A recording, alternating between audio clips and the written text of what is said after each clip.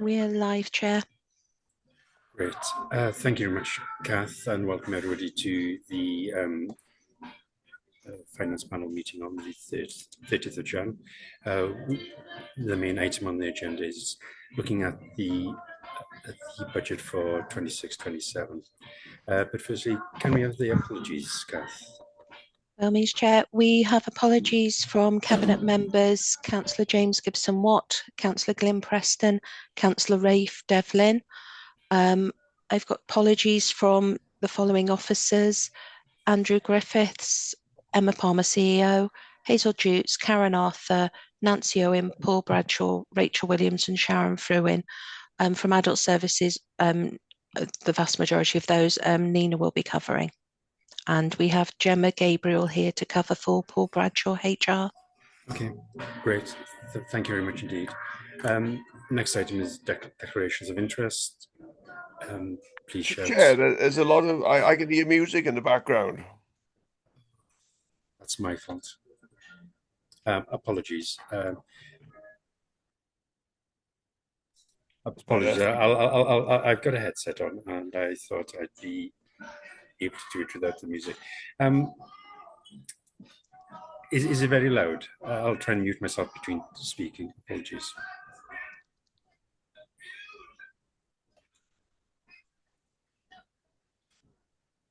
Can we go on to the... You're muted now, Aled. Apologies. Can we go on to the declarations of interest? Any declarations, please? Item 2.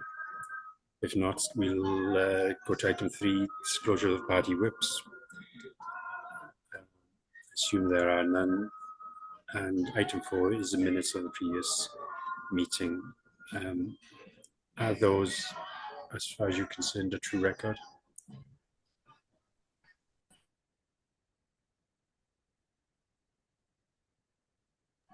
Can we have somebody to propose, please?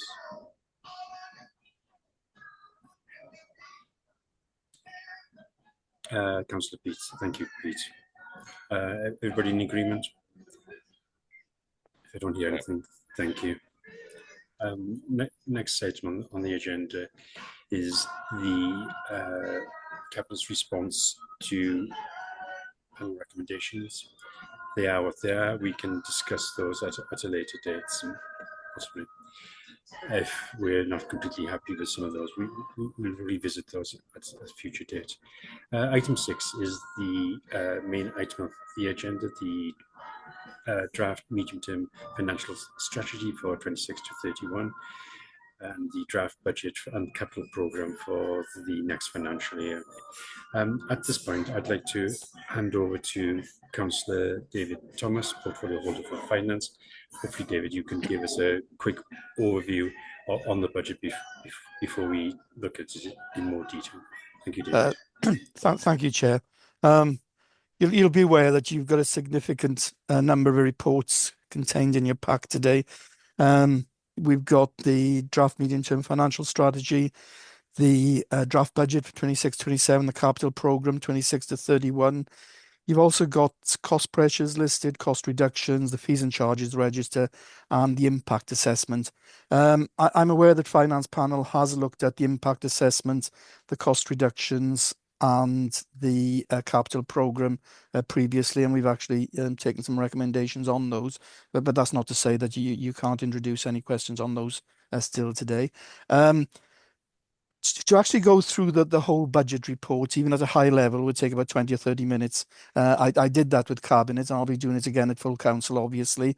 So what I thought I'd do at this stage is just give you a brief introduction and flavour of the net budget requirement for 26-27, because as far as the budget report itself is concerned, the first part looks at the economic climate that we're currently operating in on a national basis. It touches on the Westminster budget for November last year.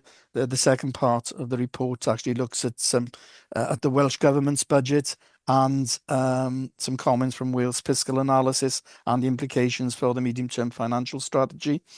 So what I propose to do, Chair, is just to look at the 26-27 net budget requirements as an introduction. So the proposed draft net budget for 26-27 is £390.514 million.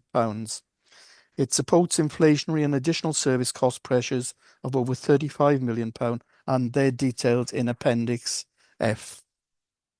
With regard to the cost reductions in the budget plan proposes to remove £12.3 million of savings from our budget next year, and these are detailed in Appendix C.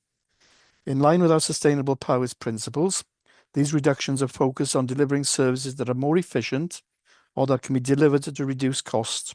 Alternative sources of income and increased fees and charges have also been implemented. This limits the impact on the delivery of frontline services as much as possible within the financial constraints. And the budget includes the impact of the 2025 triennial actuarial review of the Powys Pension Fund. The Powys Pension Fund is now in a surplus position, allowing employers within the fund to reduce the additional contributions they've been making while the pension fund was in a deficit. This is estimated to reduce Powys County Council's pension contributions by £6 million per annum from 26-27 onwards. And it's important to note that this will not impact on the pension benefits of current or former employees in any way at all. With regard to council tax, proposing a 4.9% increase in council tax for 26-27 provides £5.66 million to bridge the gap. In proposing this increase, there's again been careful consideration to affordability for Powys residents, together with the ongoing need to meet increasing demand and inescapable cost pressures on vital local services upon which they rely. The full assessment is provided in the detailed impact assessment which supports this report. More than 53% of our residents will receive support to meet their council tax bills from exemptions and discounts and through eligibility for the council tax reduction scheme, which totals over £13 million for 26-27. If we look briefly at the capital and treasury management strategies, which are fundamental to the effective delivery of the council's priorities and vision. The draft strategy document at Appendix H provides a high-level, long-term overview of how capital expenditure, capital financing, and treasury management activity contribute to the provision of services, whilst considering the risks, how these will be managed, and the implications for future financial sustainability. The capital strategy sets out the priorities for the next 5 years, with a provisional capital programme totalling £742 million, including the housing revenue accounts. This is a significant commitment. A draft treasury management strategy is also included and at Appendix H. With regard to reserves, the Council's reserves are key to our financial planning. Maintaining these at an appropriate level is central to our financial resilience and sustainability. They provide a safeguard against risk, unusual events, and future financial pressures. In assessing the appropriate level of reserves, the authority will ensure that the reserves are not only adequate, but also necessary and will be appropriate for the risk, both internal and external, to which it's exposed. In the context of the need to maintain financial stability and flexibility moving forward, on the advice of the Section 151 officer, it's Cabinet's intention not to make any planned use of the General Reserve Fund for the 26-27 budgets. And finally, Chair, the revenue and capital budgets proposed today set out the financial resources within which the Council services must operate during 25-26. Both budgets are aligned and ensure that our limited resources are prioritised to secure outcomes for our communities. Thank you, Chair. Obviously, we've held 3 scrutiny committee meetings and they've gone through a lot of the proposed cost pressures, reductions, etc. In quite some detail. You will see in your pack today that there are copies included of all the presentation slides that were analysed and looked at by the scrutiny committee. So I don't know how you want to manage this going forward, Chair. I'll leave it in your hands and perhaps you can let us know how you'd like to proceed. Thank you. Thank you very much, Councillor David. I did attend the other scrutiny meetings. There's been 3 this week. and it was useful to attend those. And I do want to keep this at a fairly high level. So we've broken it down into number of sections, and probably the first section is around the overall financial sustainability and the assumptions contained within this set of papers. So it's the. I Sorry, know. Chair, I can use some other noise coming through, and I'm struggling to understand. Can the deputy chair just, as in Peter Lewington, can you just take the next couple of minutes while I move my location, please? Apologies. Is that okay, please? I think they've got their mic on somewhere. I'm picking up feedback of. Yeah, no, I'm in. I'm quite a distance from a public place, but the noise is carrying all the way through to here. Apologies for that. I'll try and move my location. Thank you, Pete. If you could start with the overall financial sustainability, and I'm sure the Section 151 officer would like to make a comment at that point as well. Thank you. Yeah, no problem. Thank you, Chair. Yeah, so as Chair said, they were on overall financial stability. Apologies there, just struggling. Jane, is there anything you would like to say in terms of introduction there, bearing in mind the Chair's comment? The only thing I would like to say at this stage, I'm sure there'll be lots of other conversations coming up through the meeting, but in terms of the sustainability and the robustness of the budget, the 151 officer comment is included in the report, and that does give you a lot of detail around that, Chair. So I won't read that out, but members have that to view, and I'm happy to pick up any questions that arise from the comments that I've added.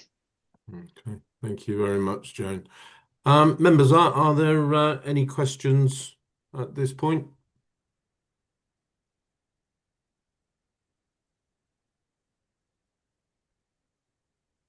Can't. Apologies as well. I'm just flipping backwards and forwards between screens, so apologies if I'm slightly slow. I can't see any hands at the moment. So I'll take that we don't have any questions on that.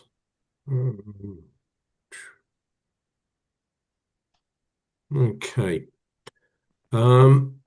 I think then, looking through the report, I think I wasn't quite sure the order in which the chair was going to take the items today, but bearing in mind the portfolio holders' comment there about previous committees and things we've seen there, could I perhaps suggest we just look at the slides, looking in the pack, and I'm on page 89 of the pack, which is the highways, transport and recycling page. And could I ask members if there are any questions around that particular item, please?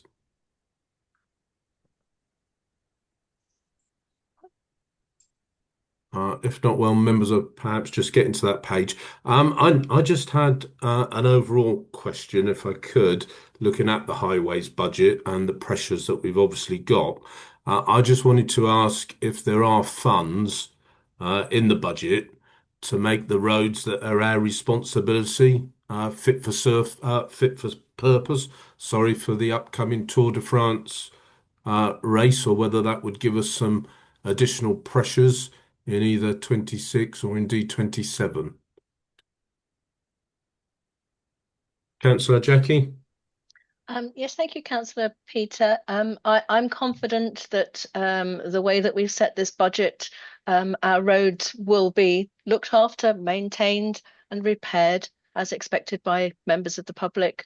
If you want a breakdown of that, then I'll bring in the Head of Service, John Forsey, who's here to provide you with any technical information. Just to confirm that it is something that I have already raised with the team to make sure that what we do over the next couple of years to support our road network is going to support more than just the Tour de France and the other events that we've got, because the Tour de France will be mainly on our trunk roads, and that will be trunk roads agencies. But we will need to consider all of the other roads that we have that will be used by visitors, and also other public transport networks as well. So that will all be considered. There will be a proper project team to deal with that, and I'm sure that Diane Reynolds will be able to give you any feedback on that if you require that. But as far as I'm concerned, we are making sure that our roads are safe and reliable for people to travel on. Thank you. Okay, thank you, Councillor Jackie. Oh, I can see the chair is back with us there. Chair, sorry, I'm happy to hand back to you. I wasn't quite sure the order you're intending to go through the agenda on. We're just currently on page, I think it's page 89, which Kath did just share, and we kicked off the conversation around the highways budget. Councillor Jackie's just given us an update around road maintenance preparations in terms of Tour de France and other areas. And we just opened it to further questions, and I guess either happy to hand back to you, Chair, or Councillor Jeremy's got his hand up. Thank you very much, Councillor Peter, and apologies for that. I hope there's no background noise now, and hope that's much better. Yes, please, Councillor Jeremy. Just one thing on the Tour de France. Not only have we got a problem with our roads, but we have a bigger problem with the lack of toilet provisions within Powys with our huge road infrastructure. And I think that's something that's going to be really need to looked at with all these thousands of people coming here to watch this great event. So I just thought I'd bring that up now, because otherwise it might get missed. Thank you. I don't expect, I was going to say I don't expect answers today. It's more probably a service issue, but I can see Councillor Jackie's got a hand up. So yeah, Jackie. yes, I did just want to say thank you, Councillor Jeremy. I understand you have had a chance to speak with John Forsey on this one. It is something that I think is really, really important, and I'm sure we will be able to cover this. I mean, starting at this very early stage, we can make sure that we can cover that. And we do with all our other events, so I'm sure there's a lot of learning going on from that as well, but we will also get a lot of support, I'm assuming, from the Tour de France organisers and organisers of other events as well, because it is their event after all. Thank you. Thank you, Jackie. I did want to get back to the financial sustainability and assumptions within this programme. As we look forward through over the 5 years, there still remains gaps in the future years, how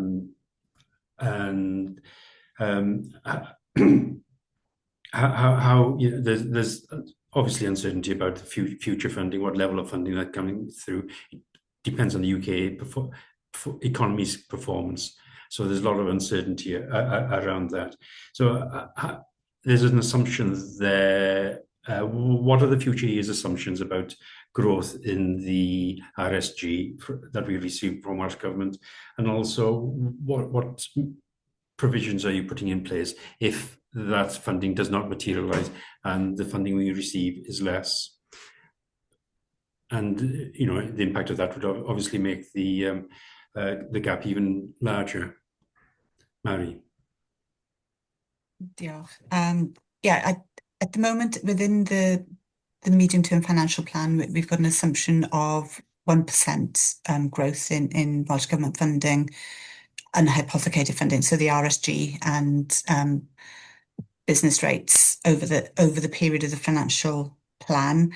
But around that, we do some sensitivity analysis as well. So we take kind of a best case and a worst case scenario and plan all of that through. Obviously, that does increase the gap. Like you said, we haven't got a balanced 5-year plan as yet. We did take a more robust approach to 5-year planning over this last year, ready for this budget round, and we'll be picking that up again once this budget is agreed and put in place. So we'll be straight into rolling that extra year onto the end of that and building on that. And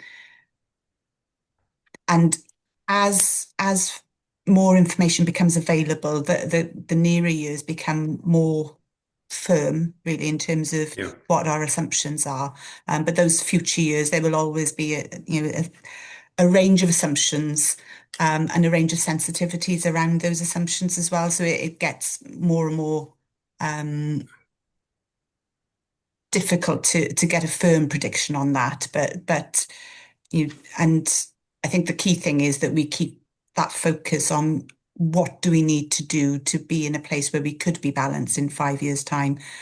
What would services look like then, and what do we need to do over that 5 years then to get us to that place, which is the approach that we took in this last budget round. And I think it really made a difference to how everybody was thinking about how to achieve a balanced budget. Towards the end of the process, we had to focus on the next financial year, but at the beginning, we were very much focused on the full 5 years, and I think that made a huge difference to how we planned and thought about what we needed to do over that time period as well.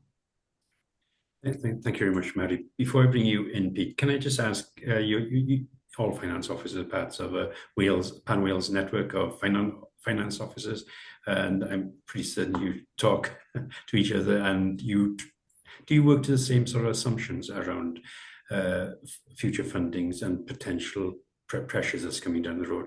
Or, you talked about a 1% increase. Is that what all local authorities are talking about?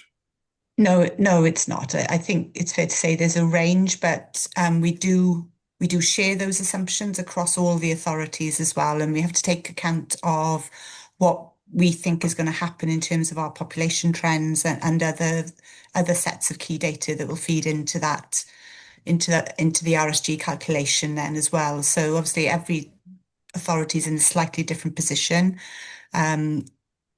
Most Section 151 officers and heads of finance are relatively prudent, as you'd expect them to be, but everyone has their own set of assumptions as well. But we're not an outlier in terms of some of the key assumptions around pay awards and inflation and that side of things. But we do try and make sure that we reflect our own circumstances within those assumptions as well. Okay, and the future growth in the RSG. We do tend to be at the bottom end when we receive funding coming through. The uplift just before Christmas made a difference, and we were more in the middle of the pack. But is there anybody looking at negative growth in the RSG, or are all local authorities positive on that? Because we, at 1%, we would be right at the bottom, I'm assuming. Yes, yeah, no, we certainly model and work through what a negative settlement might look like. But the 1% that we're assuming is what Powys would receive rather than the average for Wales. But we do model around that as well, including negative settlements. Okay. Thanks, Mary. Before I bring Jane in, Councillor Pete, did you want to add to this? It was a point on Welsh Government support, Chair. So yeah. Can I bring Jane in first? Yeah. I'm assuming Jane is when Mary's talked about prudent 151 officers, hand went straight up, but it wasn't around that point, Chair. It was just, I think we're working in terms of our modelling in a very uncertain world, as Mary's already stressed. One of the things that we do collectively across 151 officers is draw on support and modelling undertaken by Wales Fiscal Analysis. So we know, obviously, with an election looming, they will be looking at manifestos and various things to help us try and work through and get sort of an indication of what those settlements might look like, depending on who is likely to be in the ruling seat in the Senedd. So we do have a lot of things to work through, but to have multi-year settlements at some point that were fairly robust would really strengthen our arms. So we keep playing for that as well. Yes, and of course, UK government and Welsh government are working in an uncertain world as well, aren't they? So it Yeah. is obviously difficult for them. Councillor Pete. Yeah, thank you, Chair. A bit of an overall question, actually. So, I guess sort of following the very welcome recent U-turn from the Chancellor, UK Chancellor, on business rate relief, I just wondered if that has impacts on the share of money that we would then receive from Welsh Government. Mary. Okay, diolch. The short answer is no, Councillor Pete. That's already been set now. But also that was a decision for affecting English authorities only. It's devolved to Wales, the whole of the business rates.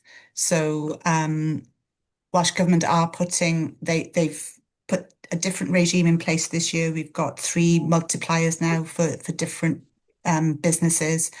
And there'll be a transitional relief scheme with that, as well as all the usual reliefs and discounts that are in place for that as well. But the short answer is no, it's not affecting our RSG and business rates income. Okay. Pete, did you want to come back in on that? Just because I just got a quick question. How Welsh Government expecting an increase in tax take with those adjustments? I know we've heard a lot about on the news about small business being really impacted by significant revaluations in England, but that revaluation process hasn't happened in Wales, I understand. That there has been a revaluation. It's one every 3 years now in Wales, so that there will be one coming in now in April. Yes. Okay. But the introduction of the 3 multipliers, the intention with that was that overall there wasn't going to be an increase in the tax intake, that it was shared across the 3. But obviously, you know, when bills actually hit the mat, that's when that we'll get a good understanding of how that's affected the overall tax take on that. Okay, from the point of view of businesses, when will they know the impact? When will the bills hit the mat? I can check that and I'll put it in the chat for later in the meetings. That's all right. Thank you. And before you, Jeremy, can I just bring Jane in quickly? Yeah, just to add a little more, I think in terms of the announcement at a UK level, we do believe that will provide a consequential to Wales. I actually have a Treasurers meeting this afternoon, and Welsh Government officials will be at that too. So if there is a consequential to Wales, then I'm sure discussions will be had with ministers as to whether they want to do anything around any further relief. But if that relief is to be put in place, it usually comes via a grant, rather than impacting, as Mary said, on our settlements. So it will be specifically to support any relief should they choose to do so, but we'll await to hear more on that. Okay, thank you, Jane. And you'll let the council know as soon as possible when it happens. Jeremy, Councillor Pugh. Thank you, Alec. Due to the virtual non-existence of any post-16 worthwhile education within Powys, how much is this affecting our settlement in that we're not getting, because of all of our youngsters are moving out of the county to get sixth form education or other education at a higher level?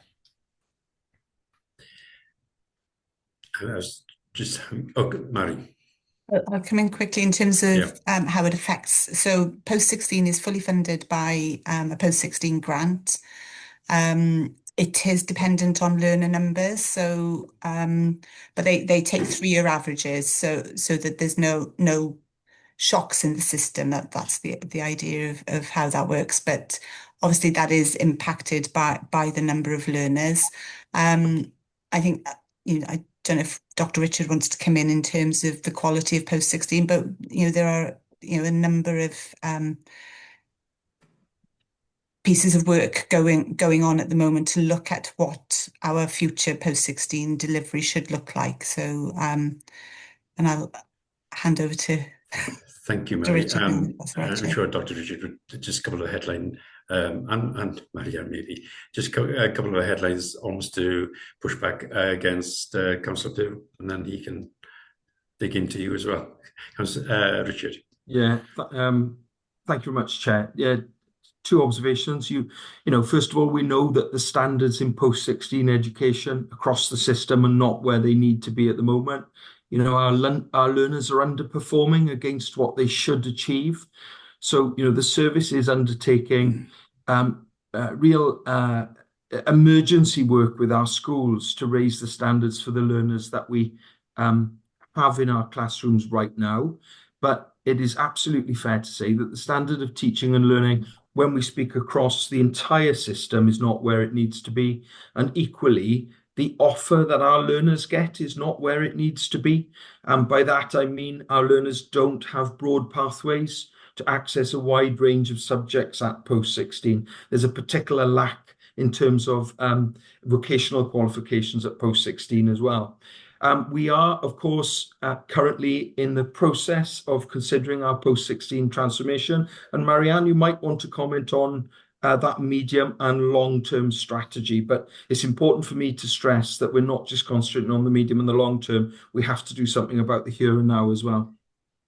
Just a quick point before you move on to Mary. What sort of proportion of post-16 is done out of county? Because Jeremy did raise that issue. What sort of proportion have you got? So, Chair, I can get that figure and I will post it into the chat of the meeting.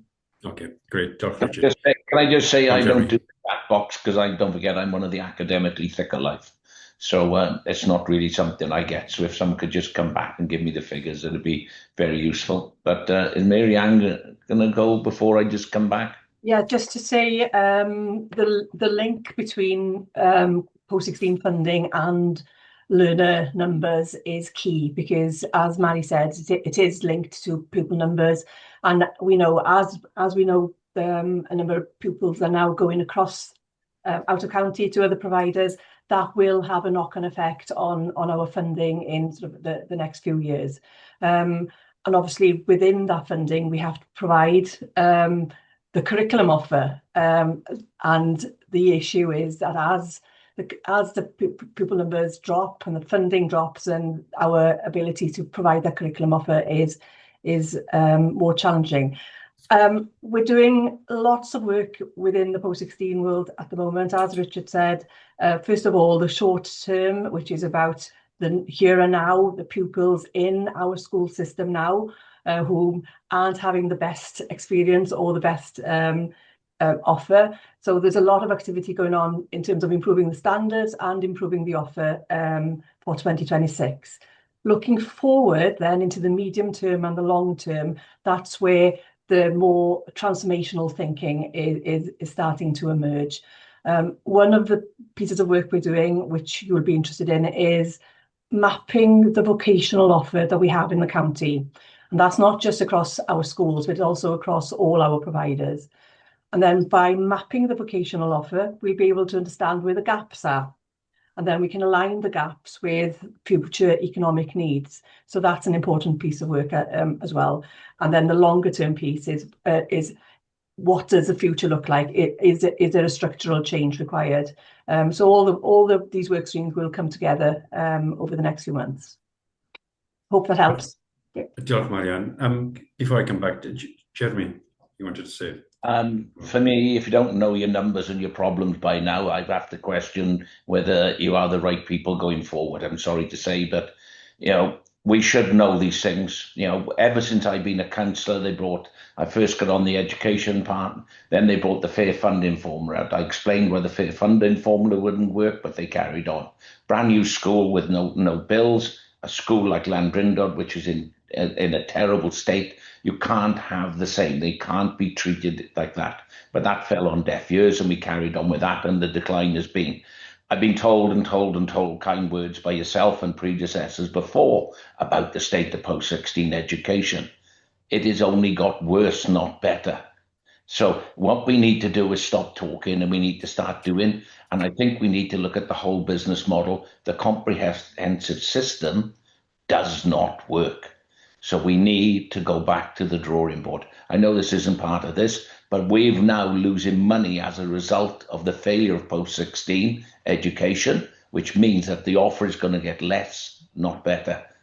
So, and it's quite disappointing, but I would love to know the actual figure that we're missing out on for the numbers that are seeking education outside of Powys, please. Thank you. Thank you, Jeremy. Marianne. Yeah, just to come back in on that one, the one piece that I forgot to say is the big engagement exercise we've carried out in the autumn term, which is going to be really, really useful for us.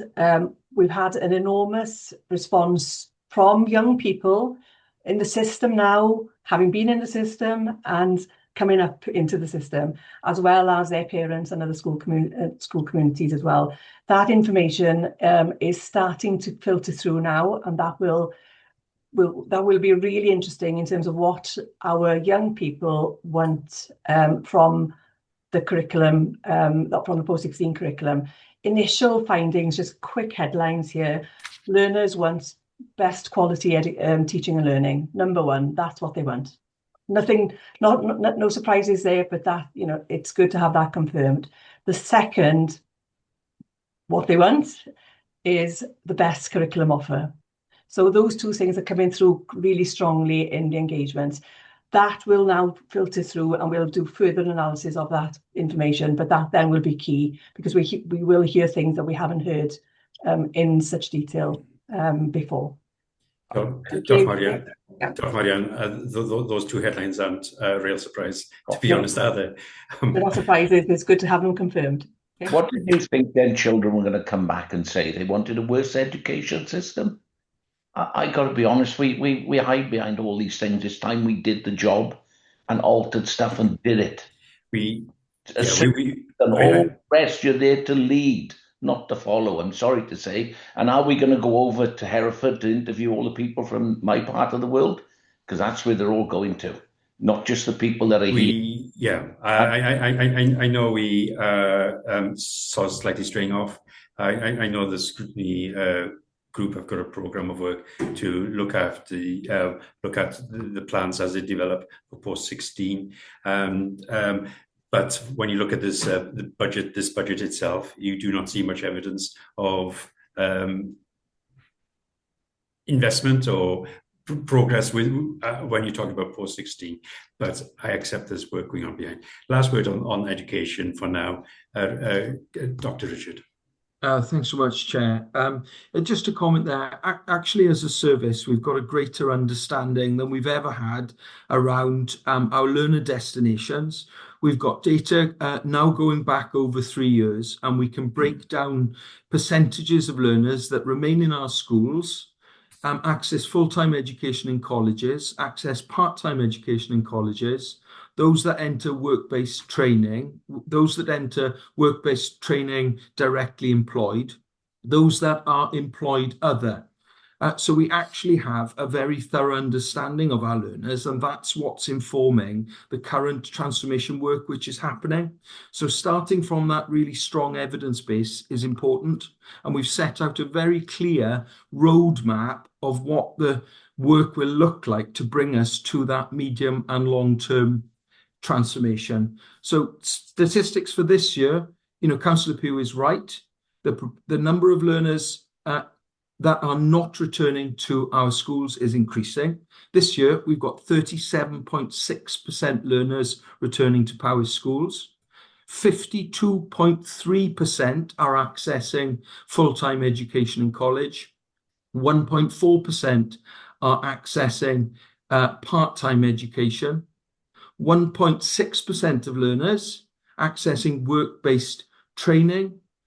Work-based training through direct employment is 2.5%. 3.7% of learners are employed other, and we are currently working very closely with 2.3% of learners that are not in education, employment or training, and the youth teams are engaged with all of those learners to make sure that they've got future pathways.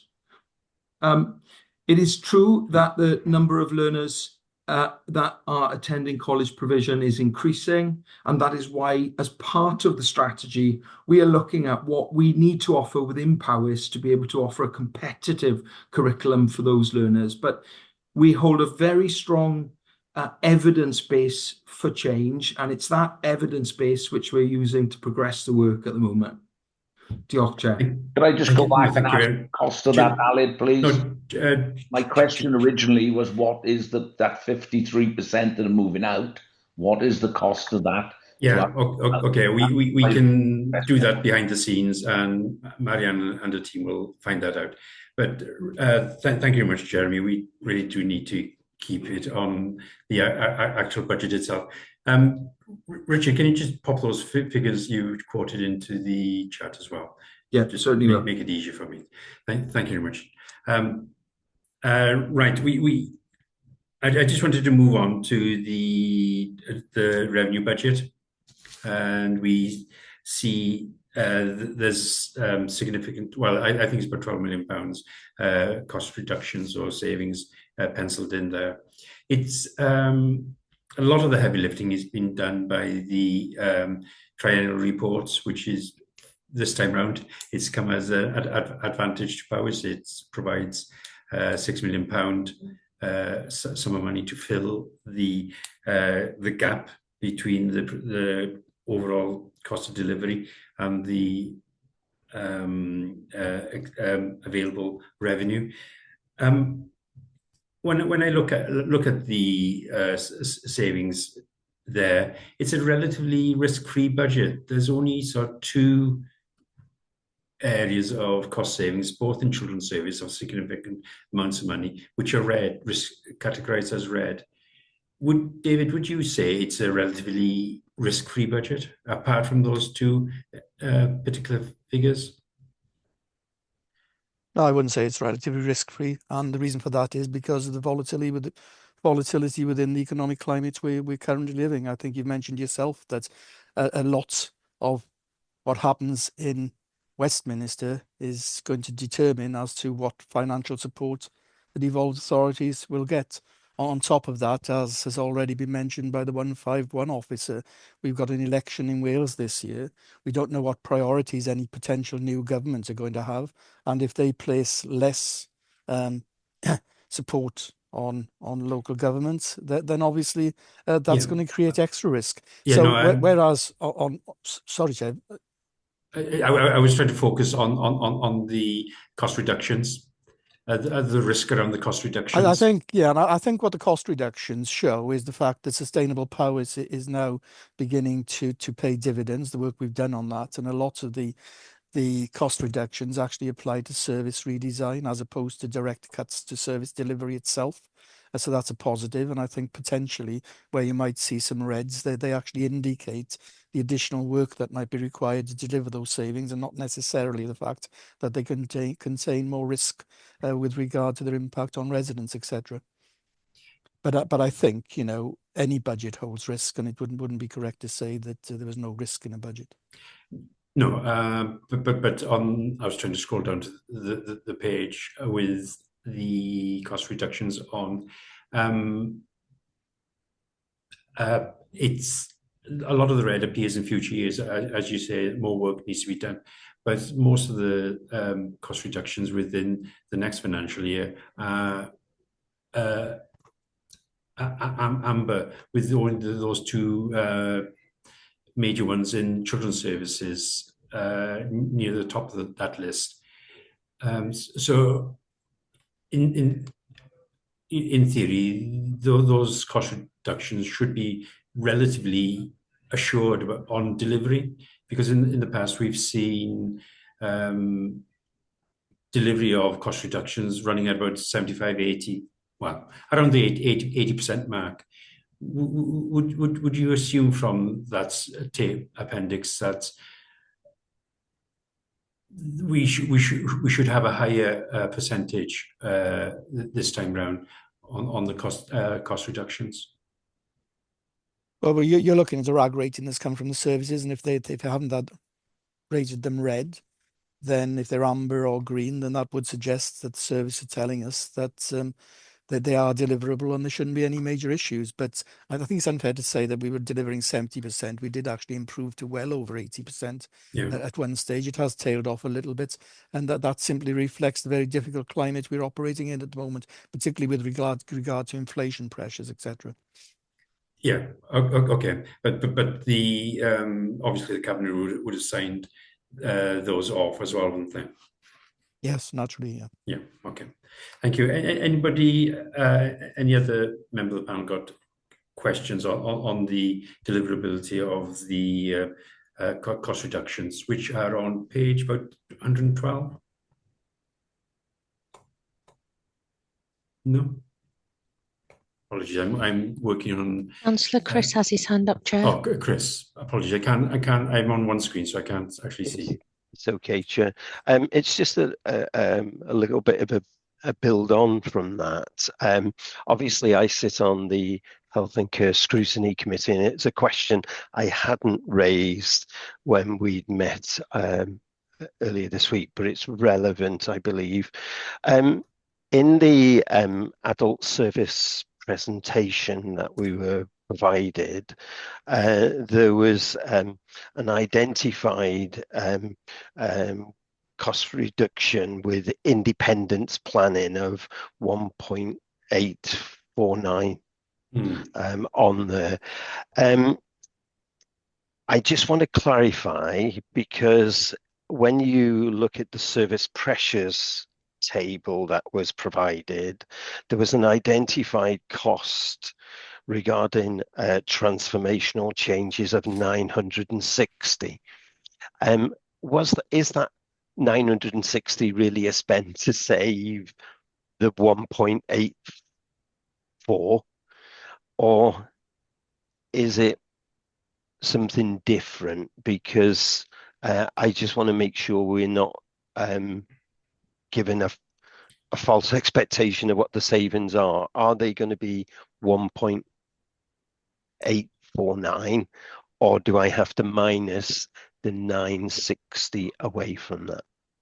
And Councillor Pete Roberts, portfolio holder for adults, is here. So, Councillor Pete.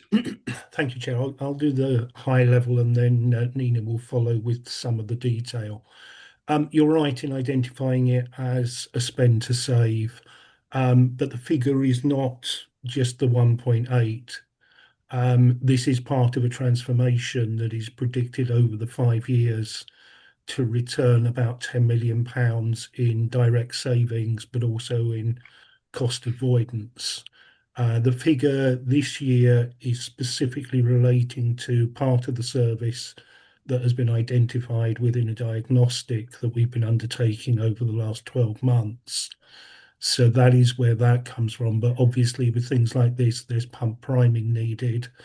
And there are, having cut central services and specialist services right the way back within the authority over 10 to 20 years, there are resources and there are skills that are no longer present within the organisation that we have to bring in when we're doing specific, highly detailed projects like this.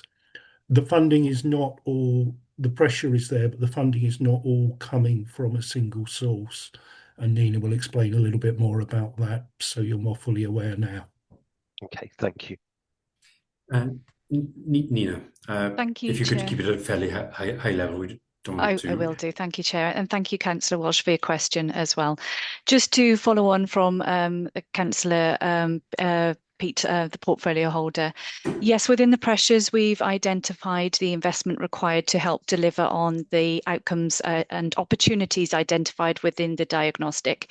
You will recall that, as Councillor Pete has said, more than £10 million worth of cost efficiencies and cost avoidance have been identified as opportunities, and some of those will need some investment to be delivered. So the 1.8 million, which is in the first year, is just the first year of the cost efficiencies, just to make that clear. There's also cost avoidance in that year as well, but also in the future years. The £900,000 investment is in looking at is we've also got some grant that's going to be coming in to partly fund. I think I can get the exact figure for you. I think we're expecting just under £414,000 worth of grant funding that will be able to meet some of those costs as well. So just to make that clear, and that's going to be investment into the intervention and prevention in terms of the independence planning and work around working age adults as well. So just as a bit of an example, you'll recall that in Children's Services, we've had an Invest to Save opportunity for the fostering framework, where we've invested in our foster carers and the support and training that foster carers are now experiencing with really positive results. So, we've got experience of delivering this across social services, and we'd like to do, as one example, something similar with Shared Lives as well, that real investment into that area to improve the numbers of people and individuals we're able to support closer to home in their communities through Shared Lives, just as an example. Thank you, Chair. Thank you, Nina. Chris, did you want a quick comment? Are you happy with? Yeah, I'm happy with that. I'm glad I asked the question in relation to this. Just in relation to the grant, are we assured we're going to get the grant? Because obviously grants come with some risk until they're confirmed. Have we had that confirmation, or when are we expected to get that confirmation? And am I then correct in saying that, are you saying that for the 960 investment, we're going to get 10 million approximate of return over a period of time, or is there still going to be then requirements into 27, 28, 29 of additional resources to maintain that trajectory towards the 10 million of savings? Thank you, Chair, and thank you, Councillor Walsh. The grant is, we've had assurance for the next 2 years for the grant. Okay. So just to give you that level of information. I'm really sorry, Councillor Walsh. Could you just quickly remind me of what the second part of the question was? So go on, Chris. Sorry. Of whether we're going to need any additional resources into the additional years in order to achieve the 10 million opportunity. Yes, we're working through that at the moment, and there is money through the transformation pot that we have been allocated to support transformation over future years as well. So the pressure we've included there is investment required, but also there is some capacity to help us deliver that change as well over the next couple of years will be included. So there'll be further work being undertaken at the moment, Councillor Walsh, to finalise that. Okay. Thank you. Thank you, Chair.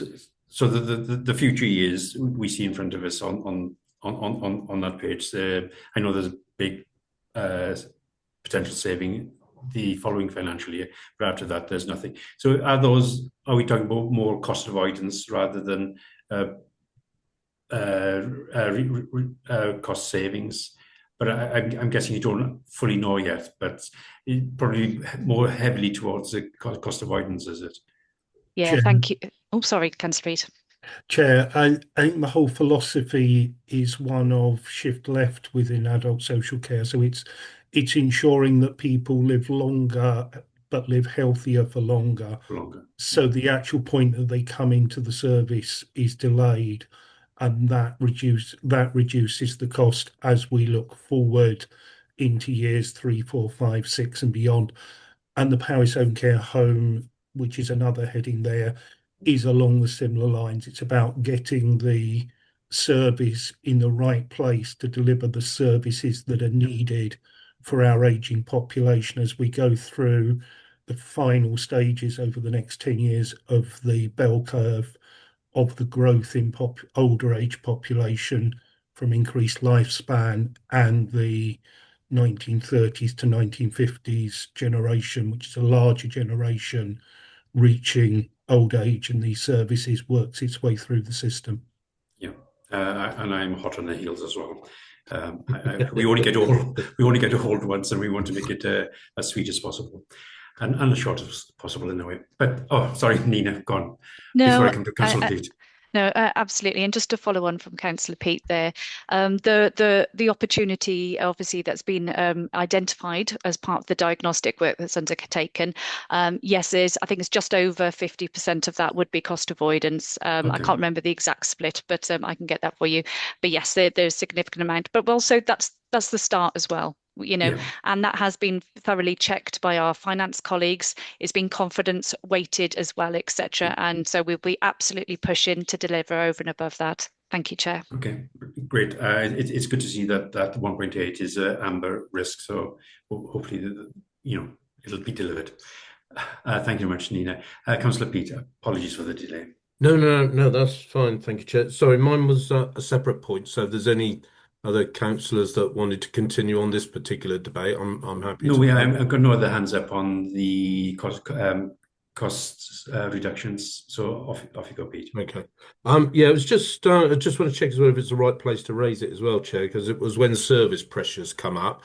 I just had a question around the council tax reduction scheme. Yes, you did. Can we go on to that? That reminds me, Councillor B, can we go back to page 99? We didn't, of the presentation, we didn't I don't think any scrutiny group has gone through the corporate activities in much detail. And we got the council tax reduction scheme there. So fire away, Pete, ask your question. Yeah, thank you, Chair. Yes, it is on, as you say, page 99 there. And I think it's, Cass just coming up. I think there's £647,000 there seen as a service pressure under the council tax reduction scheme. So I just wanted to ask you if this service pressure is reflecting that more of our residents can't afford the cumulative impacts of recent years' council tax rises. As I think the percentage of residents now I read somewhere is 53% that now get some form of council tax reduction. The medium-term financial strategy does acknowledge that Powys is not a high wage area, but unfortunately for me, it's a high council tax area, which to me sort of seems to imply the logic that the more council tax goes up, the more people can't afford it, and therefore the more pressure there is on the council tax reduction scheme. So I feel there's an affordability issue here, and whether this pressure could be construed as evidence that our residents can't pay. So what I wondered if we could see, Chair, is if there could be a breakdown of the categories that receive these reductions to help understand this affordability issue, especially when, again, the report mentions the continuing cost of living crisis impacting our residents and businesses.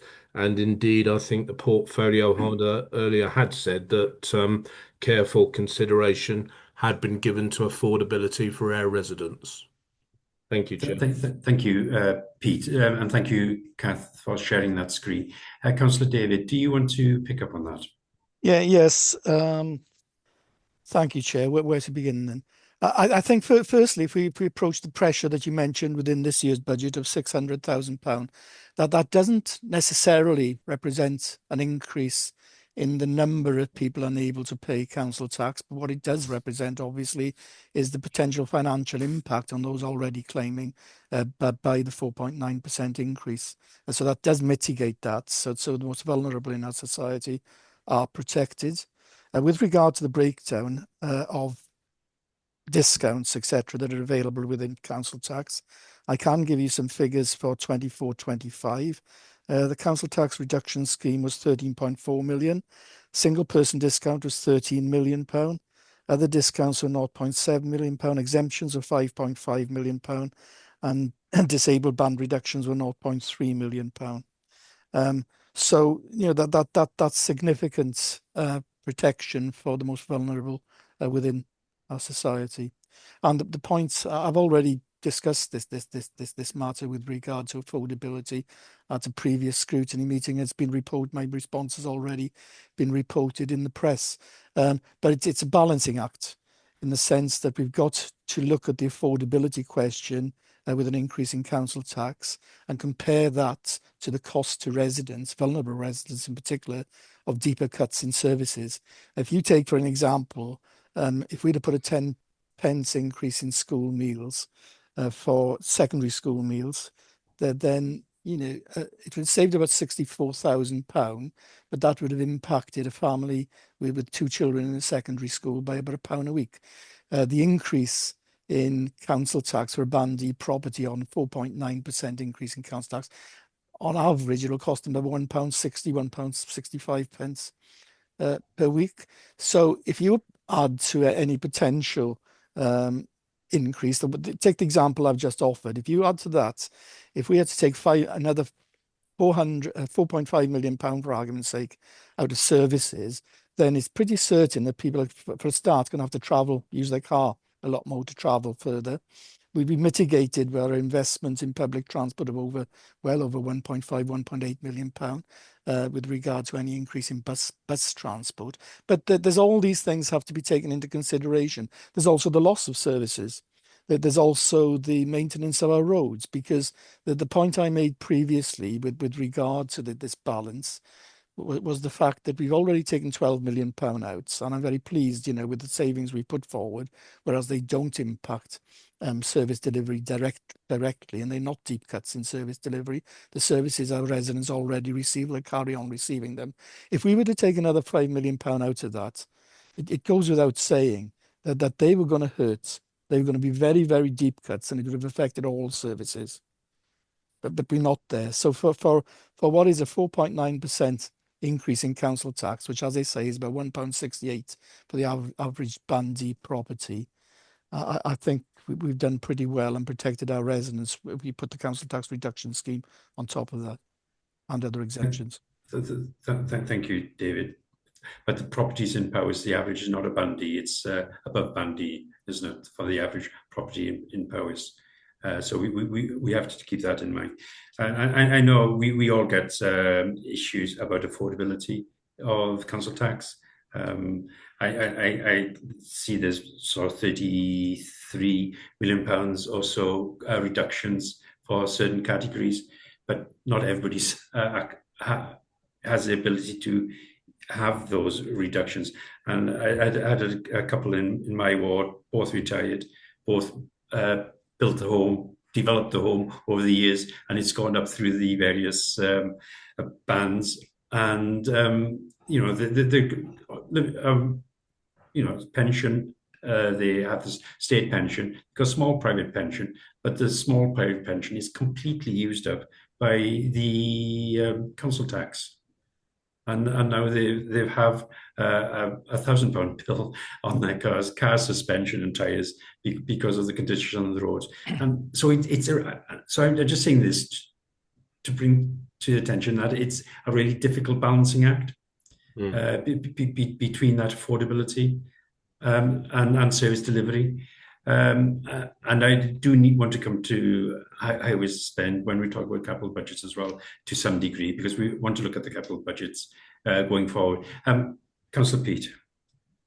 Yeah, thanks, Chair. Just one comment and then one further question around the affordability, if I may. So, yeah, I've heard what you said, and thank you for the portfolio holder for his reply as well. I guess what I was trying to drive at was I understand the points put forward by the portfolio holder around, service delivery and the cost of service delivery. And as you say, I do appreciate it's a difficult balancing act. I think it was just where I was trying to drive at is what, if anything, have we done to make sure or be happy in our mind that our residents can afford it. I'm not sure I'm seeing that beyond saying there's a council tax reduction scheme, which in a way could put us in a potential doom loop, because obviously the people getting that reduction potentially grows, which means we have less income and so on and so on. I just wondered, could I also just extrapolate the affordability point into fees and charges, Chair? Yes. Yes, that's fine. Yeah, please. Yeah, there's a good chance to do it now. Thank you. Yeah, I do sort of like sometimes use fees and charges as a bit of a backdoor council tax the percentage increase figure across fees and charges never really hits the headlines. But there are quite some meaty, chunky charges across the board. So again, back to the risk around have the risk that increased charges could suppress demand for those services, or indeed increase inequality, been assessed, especially in relation to those of our residents who are on lower incomes, because they're the ones most likely to have affordability issues and therefore not be able to afford these services. So if we have done a risk assessment of that, I wondered, could we see that assessment and also understand the mitigation actions put in place? Because I guess for fees and charges, there's no equivalent council tax reduction scheme. Thanks, Chair.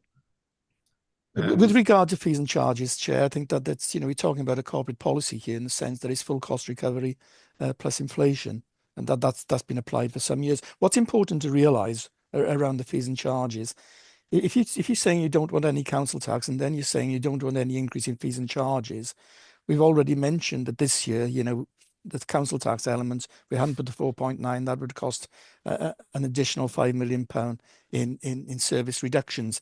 Now, if you've not got fees and charges, then you're talking about potentially, in a worst case scenario, a loss of about £60 million to £80 million per annum. And what would that do to our services? I think, we've just got to be realistic about this. Nobody wants to increase charges. Local authorities are no different to any private company. That when you get these additional pressures, then you're forced to increase your prices. It's quite simple, basically. Councillor David, I don't know whether you sort of misspoke then. You said full cost recovery plus inflation, but you're limited to full cost recovery on some charges, aren't you? Yes, on some. Yeah. So it's not plus inflation on those, is it? No. And some are set by statute as well. Yeah, exactly. Yeah. Especially around care. Yeah. In the care sector, is a real problematic for the council. I did want to go back to that corporate page, but Pete first, and then Councillor Jeremy. Yeah, thank you, Chair. I'm just two further comments, if I may. I guess just listening to that around, I think it was full cost recovery. Again, is there a breakdown then that could be provided of those areas where we are, if you like, getting full cost recovery, and other areas where perhaps in inverted commas we're making a profit, such as car parking, I guess. So I don't know if that breakdown's available. And then just a sort of further thought on Councillor David's point around what are the options available to us. So sometimes I feel like every year we start with the services we've got, we add on a bit for inflation, and then we get the services scrambling around trying to look for savings. And I just wonder, having listened to Councillor Jeremy earlier on, talking about things like reviews of business models and operating models, I wonder if there is a further option where we actually almost, if you like, go back to the drawing board, go back to a zero-based budget, work out what it is we are supposed to be delivering in terms of statutory duties and then additional things, and then start to build up the council tax again from that position, rather than just saying, here we are this year, this is what we're doing, and we've got to cope with inflation. Thank you, Chair. Before I bring you in, David, can I bring in Jeremy first? Jeremy. Hi, I was listening to David saying about business model, and I fully agree with you, David, on cutting the cost. But what have we done to reduce our spend? And to me, we've done nothing. Our procurement, the only word I can describe it is a joke. We've got people charging 100 and something % on some of the jobs we put out for. We've got people negotiating contracts with no contractability. We're not doing anything. I've thankfully worked now well with John Forsey and with Matt Perry, and I think that in time there will be a significant savings following up. But it was the first time since I've been a councillor I could have a grown-up conversation without people defending. We've got to start cutting our costs. I see we're cutting services, but I don't see staff being cut. So our procurement structure is a joke, and it might be if somebody's coming from Wales, from down there, and they're telling us how we got to procure. You're not going to starve just because the government tell you something. You're going to live and you're going to keep your family with food on the table. Now we're in a situation where we've got to start letting food on the table here and starting pushing back. If procurement is costing us more than likely 60% on all the stuff we're buying and we're paying out for, I'm sorry, I wouldn't be following them guidelines. I'd stand up quite simply and tell them where they could go. My priority is the people within Powys and the people in Builth Wells who I represent and my family. And we've got to start looking at the way we procure things and the way we do things, because that's where the real savings and long term is. Stop dealing with the problem now. Look at what's caused the problem going back. And again, we've never gone back once to look at projections through budgets to understand whether they work or don't work. We carry on with a big Hail Mary over the top of our heads. We know where we're going with this, our direction now. Someone tell me how we learn from the past, because we never seem to. And I've never, till we get a proper business model in, we're never going to get a proper budget. I'm sorry. Right. Okay. Thank you. Go on, David. Before yeah, if I can address Councillor Pugh's point about savings, since I took on this position as finance portfolio holder, we've made £61 million worth of savings since 2022. So I don't need to be lectured about making savings. But the important point to make here is that despite that £61 million, we've continued to deliver services to our residents. There haven't been any major changes in the service delivery we offer. On the question with regard to procurement, I don't want to go into that in any detail. Perhaps one of the officers, perhaps the 151 officer, might want to pick that up. But I'm very pleased to report that our procurement service were actually recognised with 2 national awards last year. Then going back to the question of zero-based budgets and the stripping out of statutory services. Well, I think, if you want to start talking about looking at, stripping out non-statutory services, if you want to start talking about that, you've got to remember what you're talking about. For example, public transport isn't statutory. Leisure services aren't statutory. Now, if what Mr. Councillor Peter's suggesting is that we start looking at those areas and start ripping them out, then I'm quite prepared to do that, if that's what he wants us to see. And if you want us to do, but on the question of staff, I haven't got the figure, but this authority in the last 10 years, I guess, must have lost at least a third, possibly closer to half of its staff. Perhaps somebody can come in and actually put the exact figure on that. Just on that point, I did ask for the staffing numbers and the trends over the last few years. I don't know if the service has got that together or not. Can I just bring Jane in? I'm not sure what point you wanted to make, whether it's around procurement or other points that Councillor Pugh raised.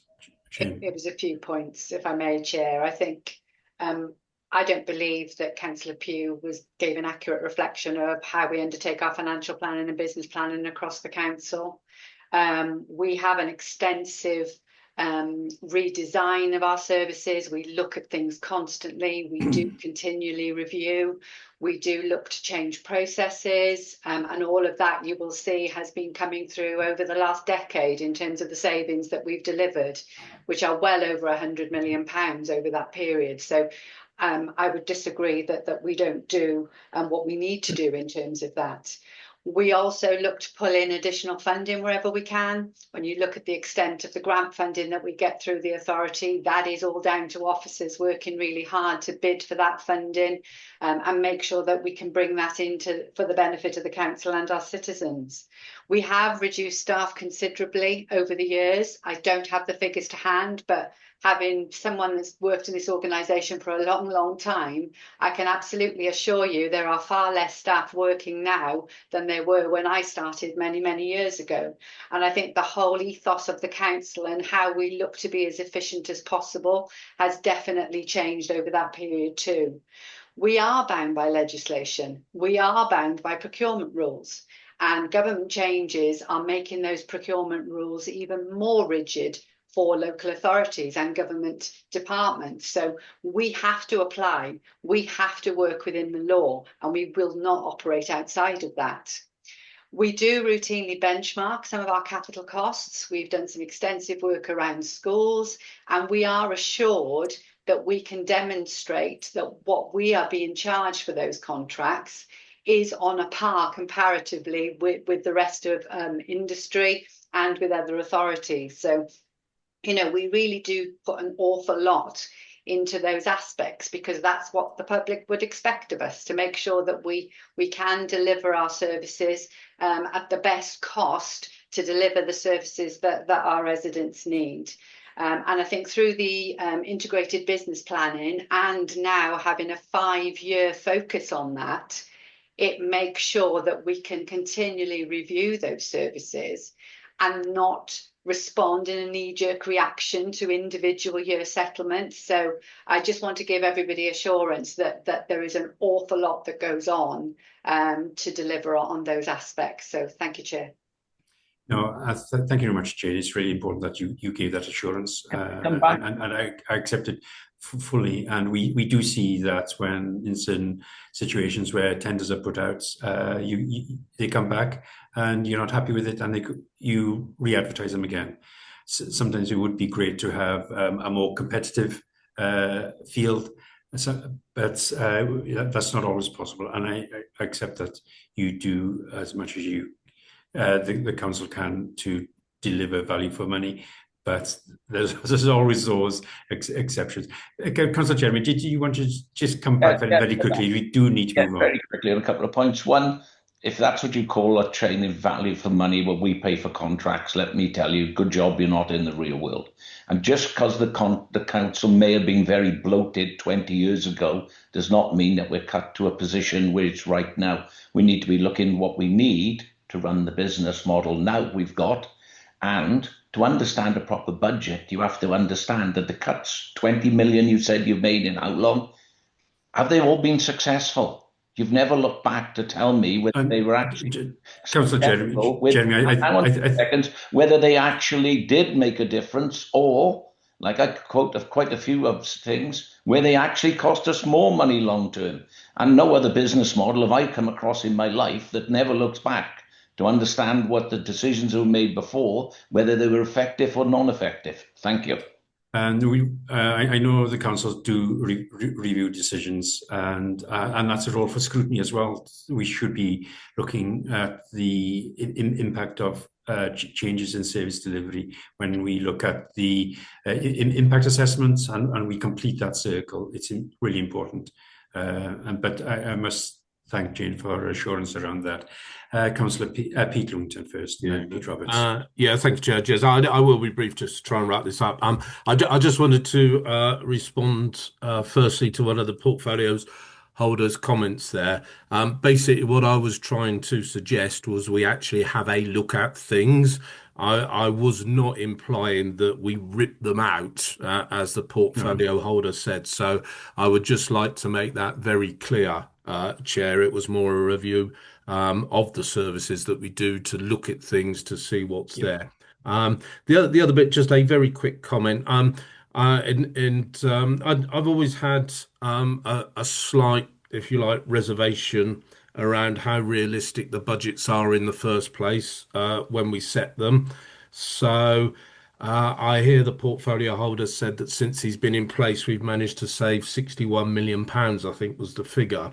But for me, and I've experienced it in my working life, is if you have what I would call a bad budget set in the first place, it's easy to make the savings. So if I give an example, I could say I need £100 to actually do something, when in reality I know I only need 80 quid. So it's therefore dead easy for me to come in and give a £20 savings. So I just have a question over whether the budget is actually set at the 100 in the first place or the 80 quid. Thank you, Chair. I accept your point there, Councillor Peake, but it's for the Cabinet and senior officers to scrutinise that budget and make sure it is what it is. and there's no excess within those budgets. I know Jane's team does that. It's not an exact science, but I know Jane's team does that. And I did want to come back to that corporate page sometime soon, because you've got an increase in the risk budget. I just wanted you to talk around that. But first, Councillor Roberts. Yeah, I think I just wanted to give a couple of bits of reassurance about some of the comments that have been made. On the procurement, without going into detail, I can say, having almost completed a major procurement exercise within social care, that our officers are absolutely steadfast, robust, and driving best value for money out of that contract negotiation.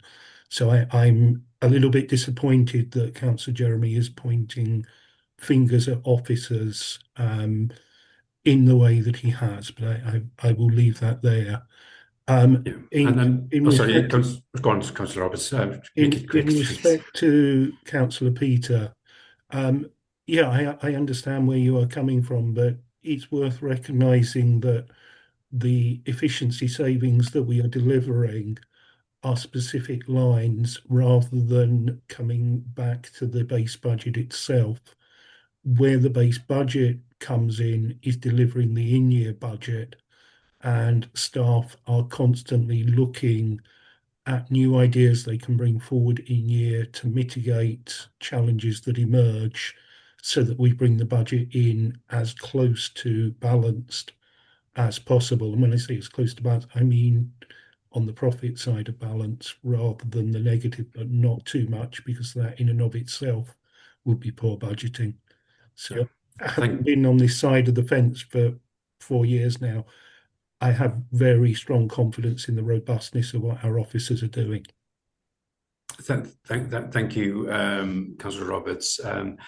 And we do see the issues and in a way there's evidence of the robust budgeting and tendering process when you see certain care companies hand back contracts back, which is clearly an issue. So you try and have that open book tendering to some degree, so you really understand the costs that are involved. Can I just quickly back to this page? There's an additional £1 million increase in the risk budget of, I think it stands at £4 million now. What is that increased risk? When I looked at the savings delivery, most of them were amber, as we said before. What is increasing that risk around the budget? Is it wage levels or can you? Yes, sorry, I can't see who's speaking at the moment. Apologies. It's Mary, sorry. Mary. Yeah.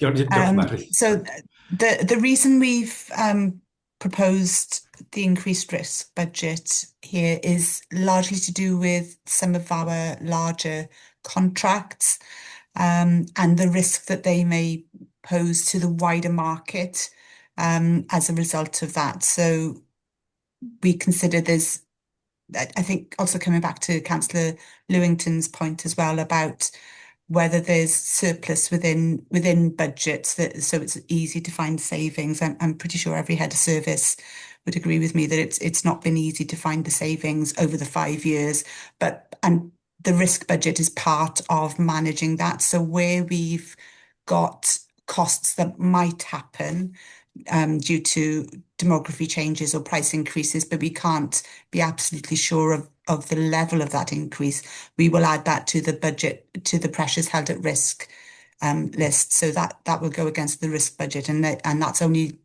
released then when those pressures actually are experienced during the year. So that helps provide assurance for us. I think that there's no slack within budgets really. But the reason for the increase in particular is around some of our big contracts, particularly in the social care area, and just sort of aware that sometimes the market will change then as a result of different scenarios and different contracts being let. Thank you. Got it, Mary. Before I bring Jane and Pete, do you want to have a quick point so Jane can sweep it all up?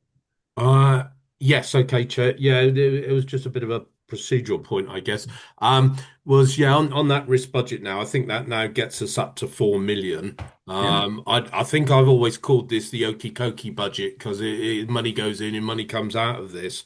I do seem to remember, I think it was back in our November meeting, that we asked Mary, and Mary agreed to add a schedule to show those movements of what's going in and out. So I haven't quite seen that yet, but I don't know if that could become a regular feature of our meetings if it's not available for now. Okay. No, you did make that point, and Mary did agree. So hopefully, it's fairly just easily done, isn't it? Yeah, just to let you know, it's part of the Q3 financial forecast report, so it will come regularly now as part of that forecast report each quarter. Okay, thank you, Mary. Thank you, Mary. Jane.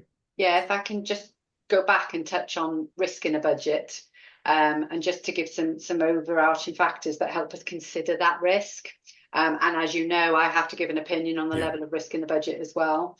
So we do look at having a robust budget plan. So challenging the figures that we're building in are absolutely critical. They are estimates. We will never come out of a budget exactly the same way as we set it because of the nature of spend fluctuating. But also in response to how we manage that risk, we have a really rigorous monitoring system. We know we can react if we need to at any quarter or even on a monthly basis should we see costs escalating in a particular area. We do hold reserves, but for us as an authority, our reserves are only just sufficient, I would urge. We are not wealthy in terms of the reserves that we hold across the organisation. So having this revenue risk budget in place is a fundamental part of us managing the risk that could come our way, even based on some of the things we might expect, but also those totally unexpected things that may fall on us too.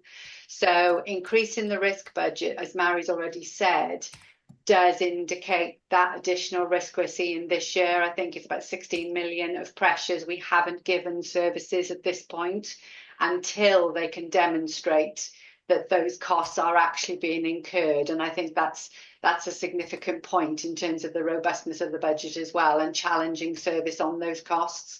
So no, I think, in terms of that 100% as opposed to 80%, we probably don't fund all services at a full 100% and expect them to actually consider that budget as they go through the year and make adjustments as need to. So again, you will see the comment from myself in terms of the level of risk and the appropriate level of reserves that we hold, and all of that explained in the 151 comment. So everybody across the council, when they're making a decision on the budget, needs to consider what's been said in that particular section. Thank you, Chair. Thank you very much, Jane. I did have a quick look at the report. I might have missed it somewhere, but one of the bigger risks within this council is the deficit in high schools. I couldn't see any reference to that really, because that potentially could wipe out half the general reserve, couldn't it? Is the equivalent of that sort of figure. You didn't make reference to that at all. Go on, sorry. I think, we're working really closely with schools across the board. Some schools have got into a position historically and are carrying debt that they've had for many, many years. And those schools are obviously the first schools that we look to work with. We've reviewed the formula that has looked at where costs are hitting some schools that can't be managed, and the changes that have been made and proposed through that formula change looks to address some of that. We know inflation has impacted on property costs, on general capitation costs and so on, and those are the things that we've addressed. We've also been very mindful as part of that formula change about the improvements needed in schools, and we've reflected that in terms of teaching ratios in certain aspects and so on. So all of that helps support schools and keep them within a balanced position. Some of those deficits, as I said, are historic. We're not going to have those repaid by schools in the immediate next few years, but we will continue to erode that wherever we can. And in assessing the level of reserves we hold across the organisation, then clearly I'm very mindful of the level of deficit sitting on those particular balance sheets, codes, and that is part of the assessment. And as I said, I can confirm that I believe, taking all of that into consideration, the level we hold is appropriate for that. Well, thank you, Jim. I know you had a bit of a discussion with Learning and Skills the other day. I think it's important for scrutiny and to have that confidence.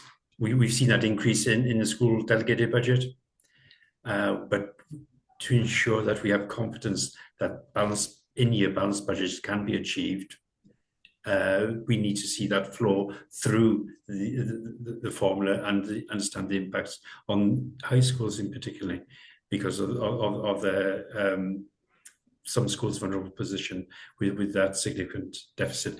I know you were reluctant to do that, but I will make that call again in this finance panel to have at least a confidential meeting so we can seek that assurance that increased level of funding to the schools will help, and the formula changes will help stabilise the position in the high schools. I don't expect you to comment now. We can have a discussion elsewhere. But thank you, Jane, for that. And panel, any other questions on that corporate activities page? Or James Chappell, sorry, James, I can't remember your title. You look at the capital elements within the budget. Do you want to comment on any of those issues we see in front of us? We can see the £5.5 million, the actual aerial, which reduced the contribution rate, which £5.5 million there. There's a £500,000 on the school's delegated sheet as well to make it up to the 6. Is there any other comments on that sheet before we move on? No? Everybody happy with that?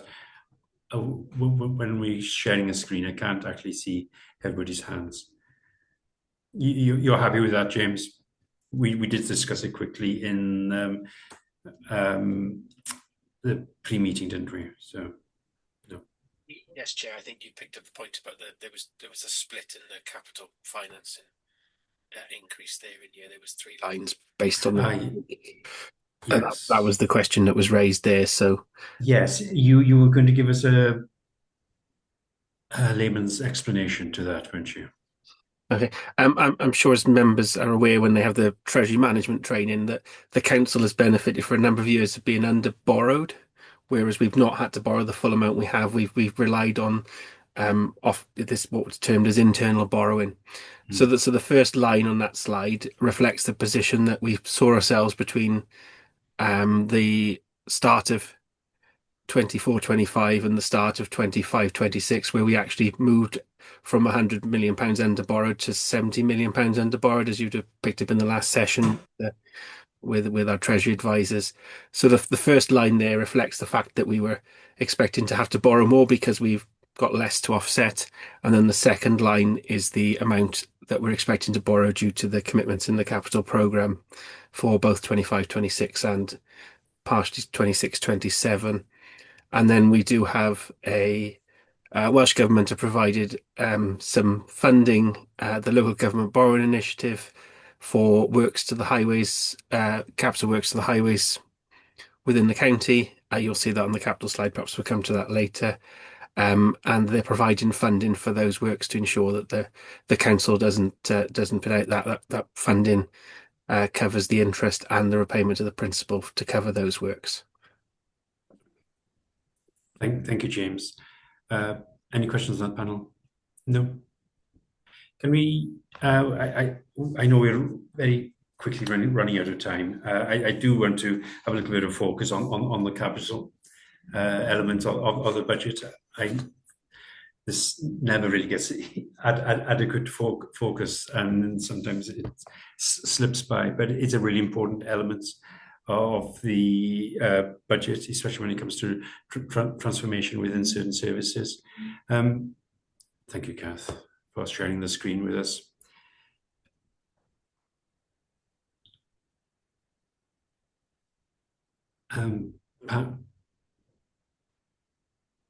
Panel,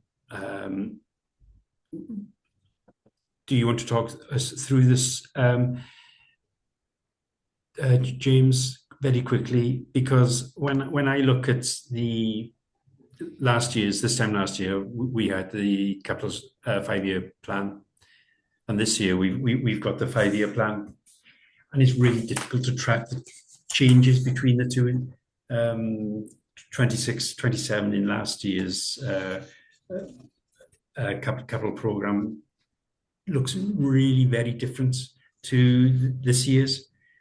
For example, this education, the 25, 26 year, there's substantial changes in the program. What's the explanation for that?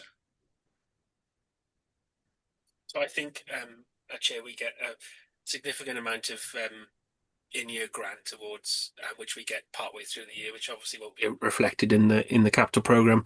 And I think if you look at the Treasury Management Strategy, you'll see a lot of areas such as active travel and things like that won't have any allocations in 26, 27 onwards, because we're not aware of them until we get them in year. There has been reprofiling of schemes from 24, 25 into 25, 26, as we also make best use of grants and other funding available to defer the borrowing as late as we can, which obviously saves borrowing costs and impact on the revenue budget. There are, I think you're seeing on screen at the moment, these are the areas related to the ERC committee. So there is schools on top of this, and there is some allocations in health and care as well. Just why we're not seeing them on the screen, just there. And you've got a pipeline projects line, which is a list of schemes yet that haven't completed their governance process within the council. They're still awaiting their final business cases. But rather than not have them included in the capital program and not have the revenue implications of any borrowing in the FRM, we include them on that line, so as the FRM fully reflects those capital projects, because ready for when they've approved the governance process. But yeah, there's reprofiling going on as well, just to get things more accurately going on year by year. And thank you for a slightly more detailed Appendix A capital program this time. Last year it was really skeletal, but I still feel there's not enough detail within that. For school transformation programs, huge sums of money in the future years, but we got very little information about what those particular projects are. And if there's more detail, you could understand the slippage between years, because in 26, 27 last year, in theory, we're going to spend 53 million pounds.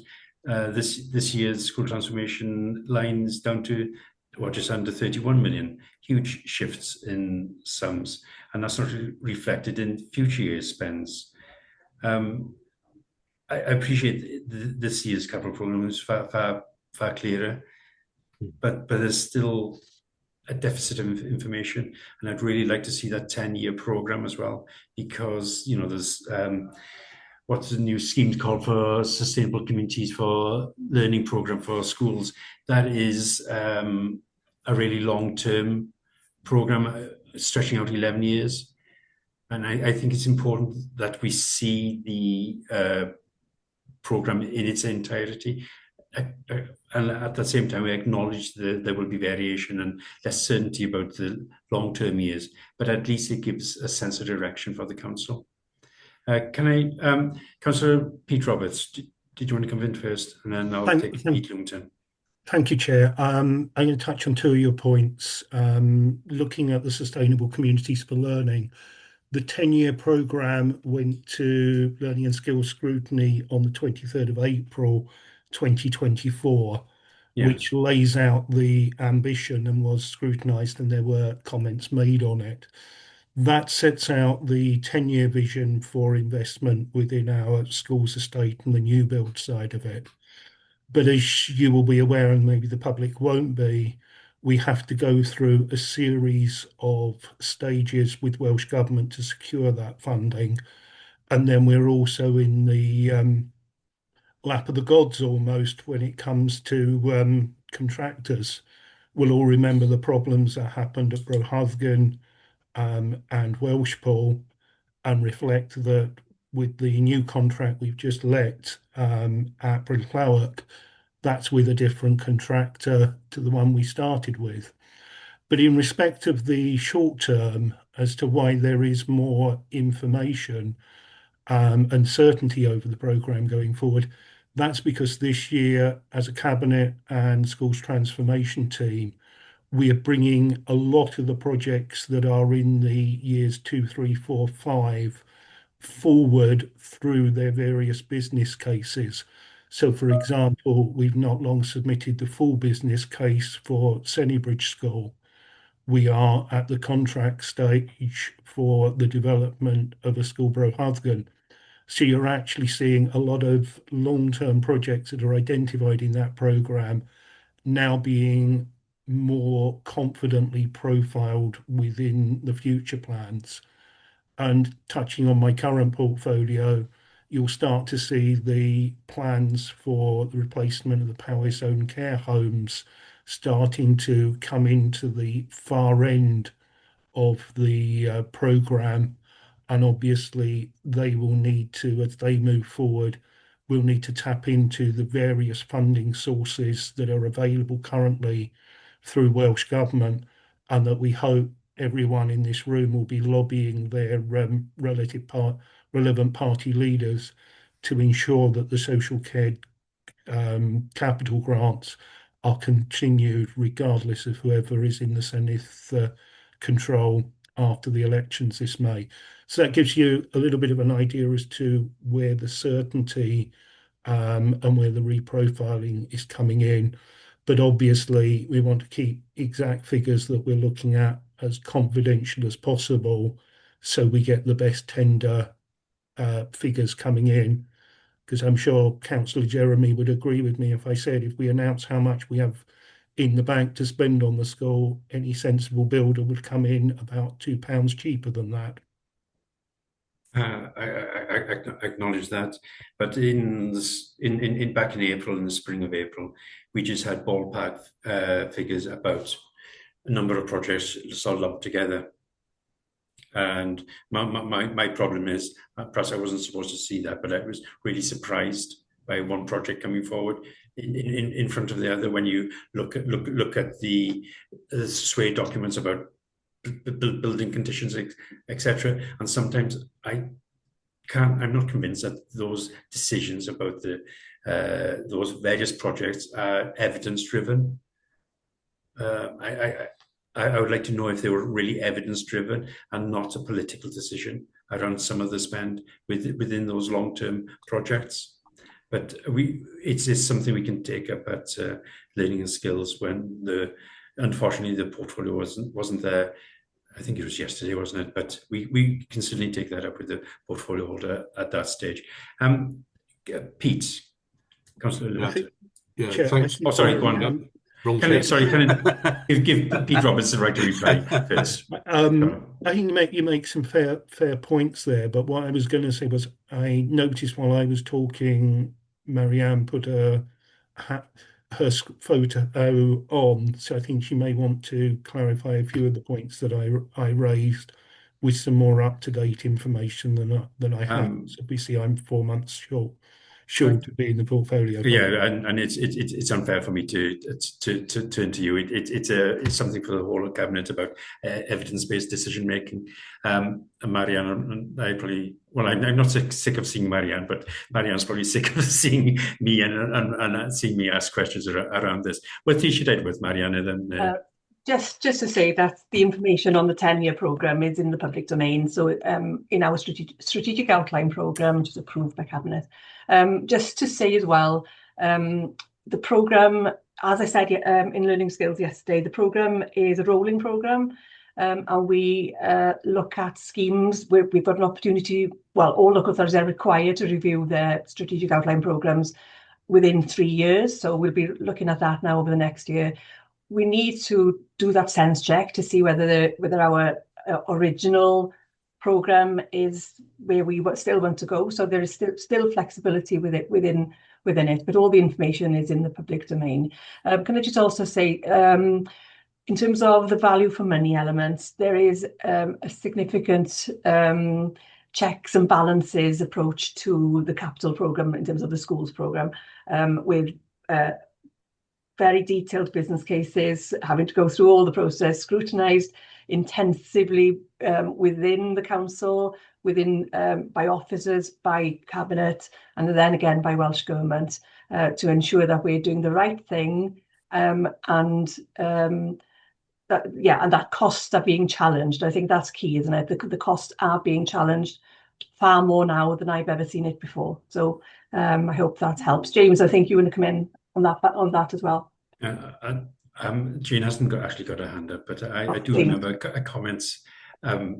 You're muted, Jane, but I do remember a comment from the Section 151 officer about a certain project, about emphasising that these projects are really long term and that costs will sit on the council's revenue for that 40 years when you building a new school, and we have to make sure that potential new school will deliver what the required outcomes for the pupils. When you refer back to what Dr. Richards said about the options and the standard of education, and especially around the option delivery, and I think it's really difficult in some of those potential cases without putting over and above the average amount of revenue funding into those to deliver all the options. But I don't want to get into that. I'm not going to open that debate up again. Sorry, I did open that debate up again, but I'm going to close it down. So, but Councillor Pete Lewington. Yeah, sorry, Chair, mine's on a separate point. I don't know if James wants to come in on this point. Did you want to come in on schools, James, so quickly? Yeah, just so the committee are aware, there is a capital oversight board, an officer-driven capital oversight board that reviews all capital schemes before they are in the programme, and also reviews them afterwards to ensure that with closure reports, to ensure they've delivered what we expected them to deliver at that point in time.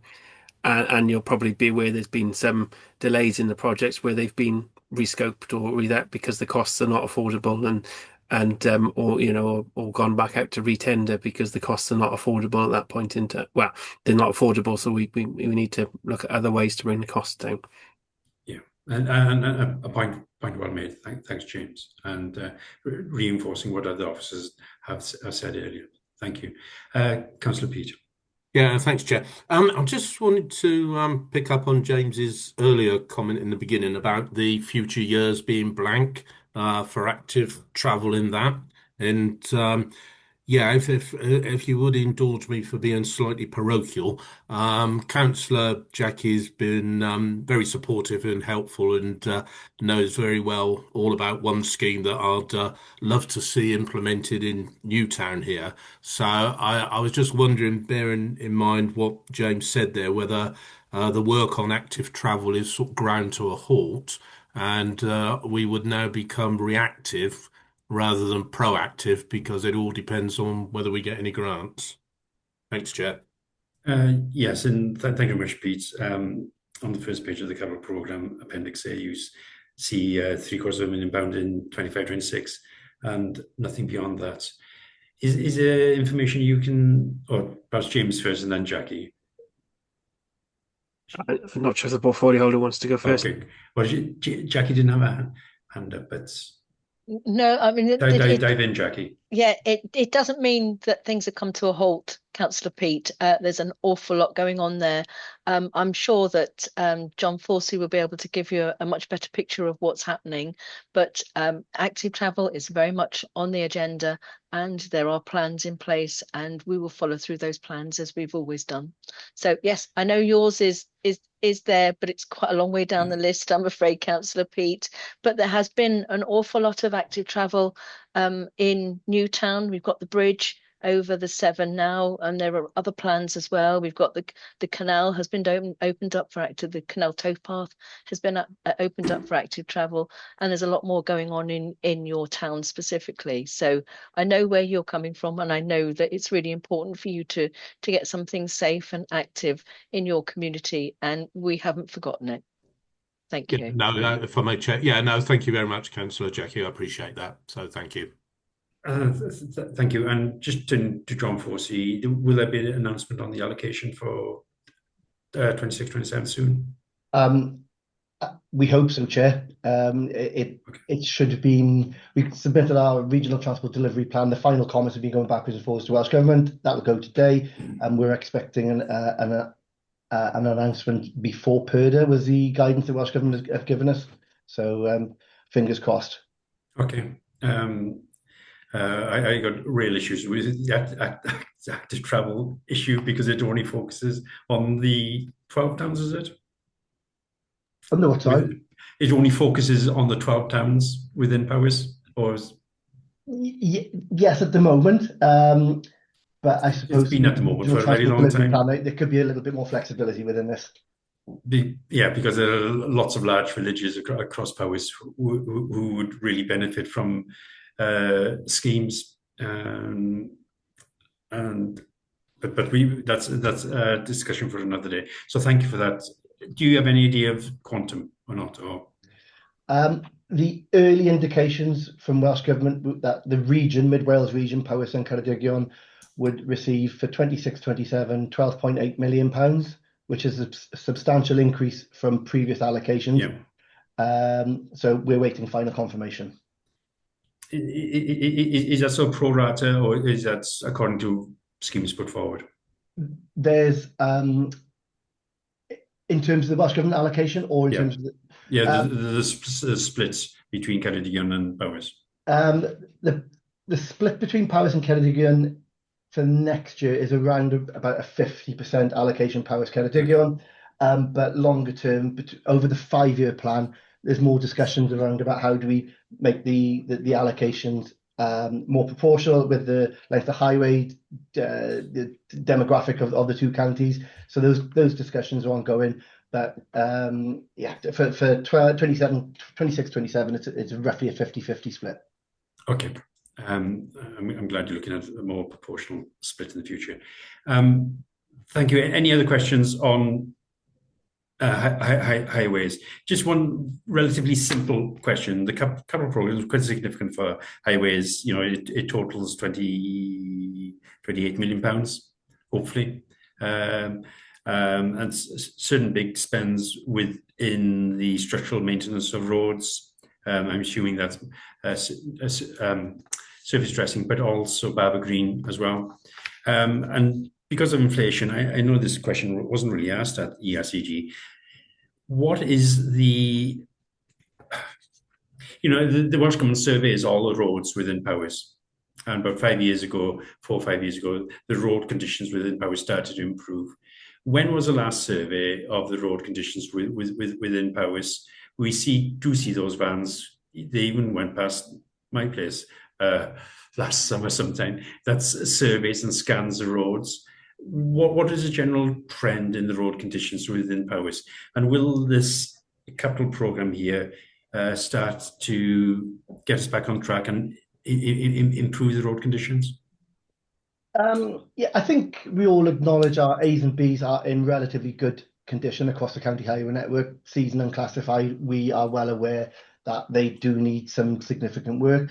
The capital programme has allowed us to, with specific grant funding, we've had extra LGBI funding this year. We normally resurface or treat, so including resurfacing and surface dressing, around about 60 kilometres of highway. This year, I think we've done 112 this year, so a considerable increase. However, in the context of 5,500 kilometres, it kind of describes the scale of the problem, even with significant, capital programs, 20 million or whatever you said. So that's the scale of the challenge. So when you say a kilometre of a highway, do you mean a single carriage way of a kilometre? Yeah. As in, it doubles up when you're on. Yeah, we need to be. The measure is a little bit crude in terms of a kilometre. It needs to be square meterage, but it's just trying to put it into context where everybody can understand it. So yeah, it's like that length of carriageway, a single carriageway for that length. No, square meterage would help. Do you discuss the surveys with ERCG about the road conditions, especially on the C-class roads, whether they're improving or getting worse over the years? Do you have that sort of data readily available? I don't think we've had that discussion in ERC, not since I've been in post for 18 months or so. It'd be right at the top of my list. So the square meters, the standard is significantly increased. Are we getting back to, because that pound will buy so much less today than it did 5 years ago? And in comparison with 5 years ago, are we resurfacing as much as we did 5 years ago? I have to check back. It'd be interesting to see the trends here, John. Really. Yeah, no, I agree. I mean, I think we all acknowledge the HTR budget and the capital program has been significantly impacted, through funding reductions. But like I say, the LGBI and with the LUF funding has really helped put us back on track for this year, if we can sustain it. But for me, one of the critical things about road conditions and surveys is, with the extra floor money we had in the budget last year, we've done a significant amount of ditching work, grips, clearing gullies. That if we can keep the water off the highway, we can protect the highway for a bit longer. Okay, don't say that too loudly in my neighbourhood about cleaning gullies. But anyway, I'll leave that. Jackie. Yeah, I was just going to come in and say what John has just said about the ditching and gullying. We chose to make sure we were putting in prevention work, because my post bag does get rather full up of people who are complaining about potholes on our C roads, and I do fully acknowledge that some of those roads are really badly damaged in places. We do get out and inspect them on a regular basis, and we will always come in and have a look if anybody highlights a specific area that needs to be inspected. So we do our best, but just to say that it is an area that we have focused on that floor, because we know that we can't put the capital program in, but if we can protect longer, then it does help. Okay, thank you, and apologies for those 565 emails over the last month that I sent you, Jackie. James. Just so the committee's aware, the allocation for the highways resurfacing and surface dressing was up to last year was £6.5 million a year. The service brought a business case forward, obviously noting that inflation has reduced the buying power of that and the number of square meters or kilometers that could do. So you can see that this capital program includes 9.4 million now, so a substantial increase to keep that buying power going. So it should at least keep the roads at similar levels of work to before, despite the increases in cost. Okay, that's really welcome, and it'd be really interesting to see those trends as well, John. As well, the spend against the conditions. Diane. Thank you, Diane. Good morning. Thank you, Chair. I just wanted to confirm that the Highways Asset Management Plan is the programme of all of our capital works that is planned over a 5-year to 10-year period. That plan goes to Cabinet for approval and gives you all of the detail in terms of where we plan to work and the allocations needed to support that. So our capital strategy is based on our Highways Asset Management Plan. That plan went to Cabinet for approval. It also went to scrutiny for consideration as well. So I think some of the questions you're asking here have been kind of tested and questioned in those forums. Thank you. Okay. Thank you. If you could send me the link, just for personal interest. Thank you, Jackie. Sorry, Diane. Obvious question now really is turning to Councillor Thomas. We can see the 5-year programme for education at 264 and the highways transport and recycling programme at almost £139 million.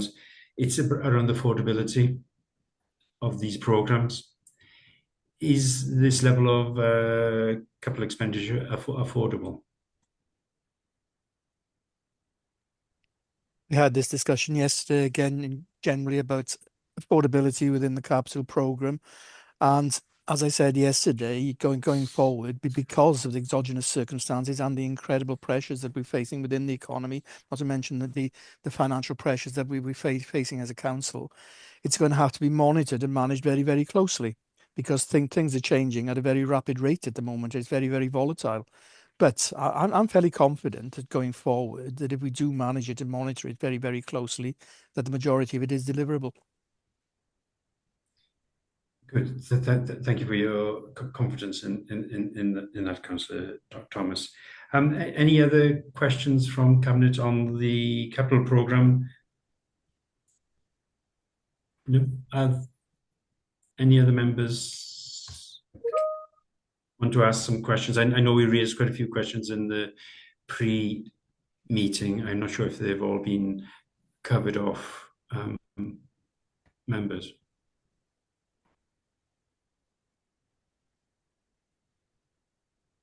No,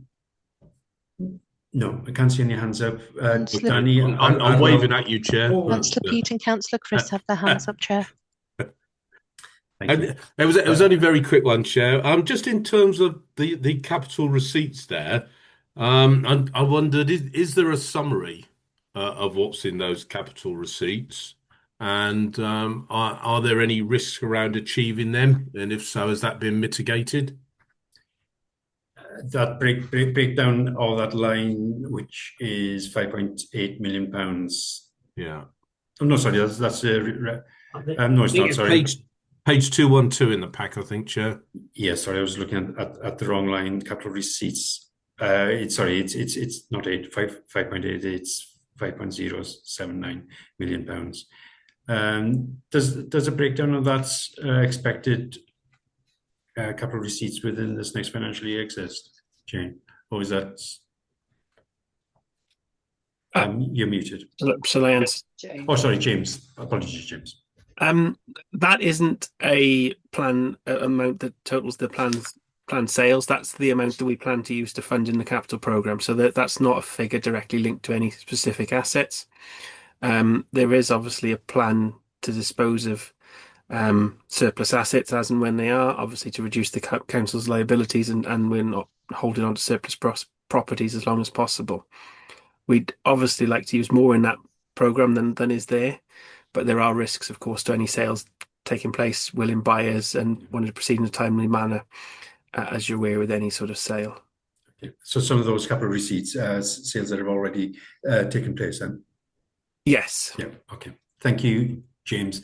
Chris? Yeah, it was just a build on that, because obviously the council made a decision regarding policy regarding capital receipts, particularly around the county farms issue. And I just wondered whether that policy review, depending on what the outcomes of that are, is going to impact on any of that delivery and the robustness of the plans putting forward. Okay, it's almost when will that plan become live? The leader's not here. Gwilym, brilliant. Good morning, Gwilym. Good afternoon, sorry. Afternoon. Good afternoon, Gwilym. Thank you, Chair. The policy, we're looking at the policy in front of decision makers in the middle of this year in July. Is timetabled. Obviously has to follow through the relevant scrutiny aspects, and elections have led to a bit of delay there. Currently, decisions are made in line with the current policy, which does require the rationalisation of the estate. And assets are reviewed as to whether they're fit for purpose, financially sustainable, and meet the objectives of the council at the moment. And the future policy will follow the same similar pattern, and the prudent use of financial and public funds is going to be at the core of that, and compliance with the medium-term financial strategy, and that is listed in the policy at the moment. Thank you, Chair. Diolch yn fawr iawn, Gwilym. And I know Councillor Pete said he has to leave at 12, so we really do need to race along to the recommendations. Any other questions on this? It's such a big, we don't really do it justice, I must say. to the budget report. A huge amount of work goes in by officers to deliver this, and a huge amount of detail, and we don't really do it justice. But any other questions quickly before we have a quick look at the recommendations? No. Right, just Kath has helpfully knocked some notes together. We talk about recommendations. We did look at the medium-term financial planning. We were commenting on the future years.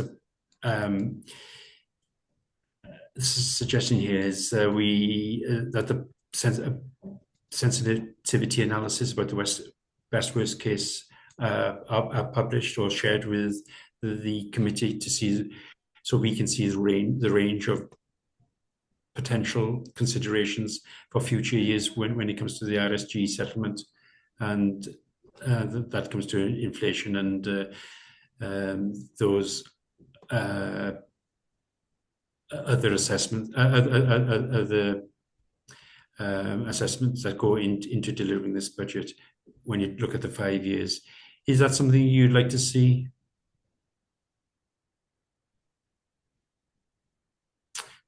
If nobody shouts no, I'm going to carry on. Okay.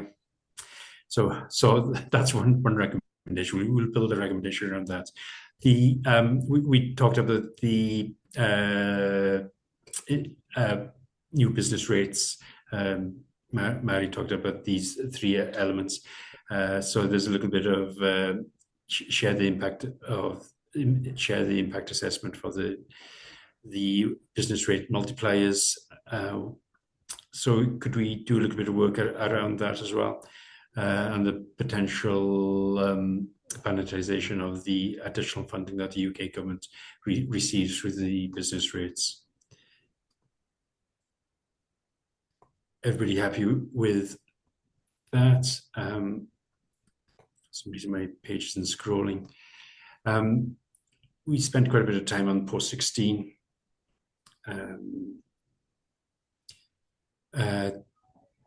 We talked about the financial impact of the learners leaving the county, and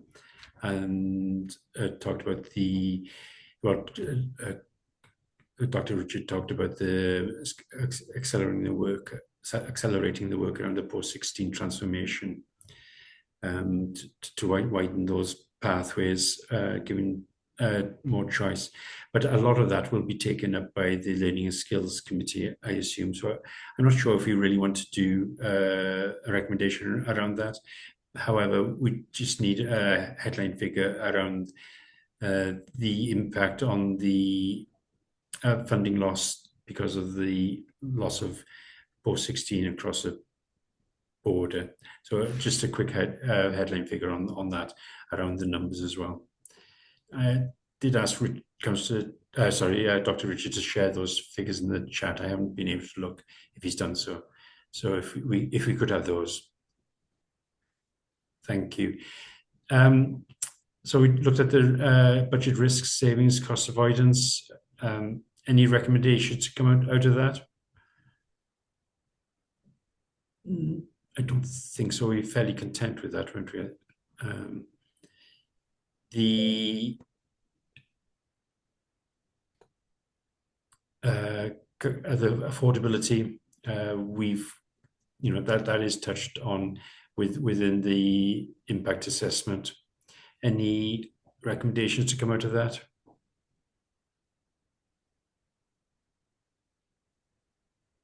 No. Okay, just a quick point on that, just for confirmation. We only deliver council tax reductions in various different schemes of what is a bare minimum that the legislation demands. We don't go over and above that, do we? Is this a question for Jane or Councillor David? We don't go, or Mary. Hello, Mary. Sorry. Oh. No, there was an agreement across Wales for the scheme that's in place currently. There are some options or opportunities for adding in options locally, but I don't think we certainly haven't utilised those, and not many authorities have. We tended to stick with the national scheme that was agreed with Welsh Government and other authorities. Is that governed by legislation, or is it just a sort of voluntary scheme? Welsh Government couldn't make us have the same scheme as everyone else, but it was a collaboration across all authorities and Welsh Government to put what's in place. You did give us Councillor David did respond to the memo and gave us a breakdown of that 33 million. It's quite a significant chunk when the council tax take is just slightly over 100 million. It's quite a big chunk, isn't it, really? Can we have a more detailed breakdown of that? Or is it in the council tax base calculation report? Does it appear in that or not? I can't remember. I'd need to check on that. I don't think all of them do. Some are taken into account in setting the base and some aren't. Oh, okay. If we could have a breakdown on the cost of each element, and then indicate which we have to do and which is part of this agreement as well, where there's potentially a little bit more flexibility around.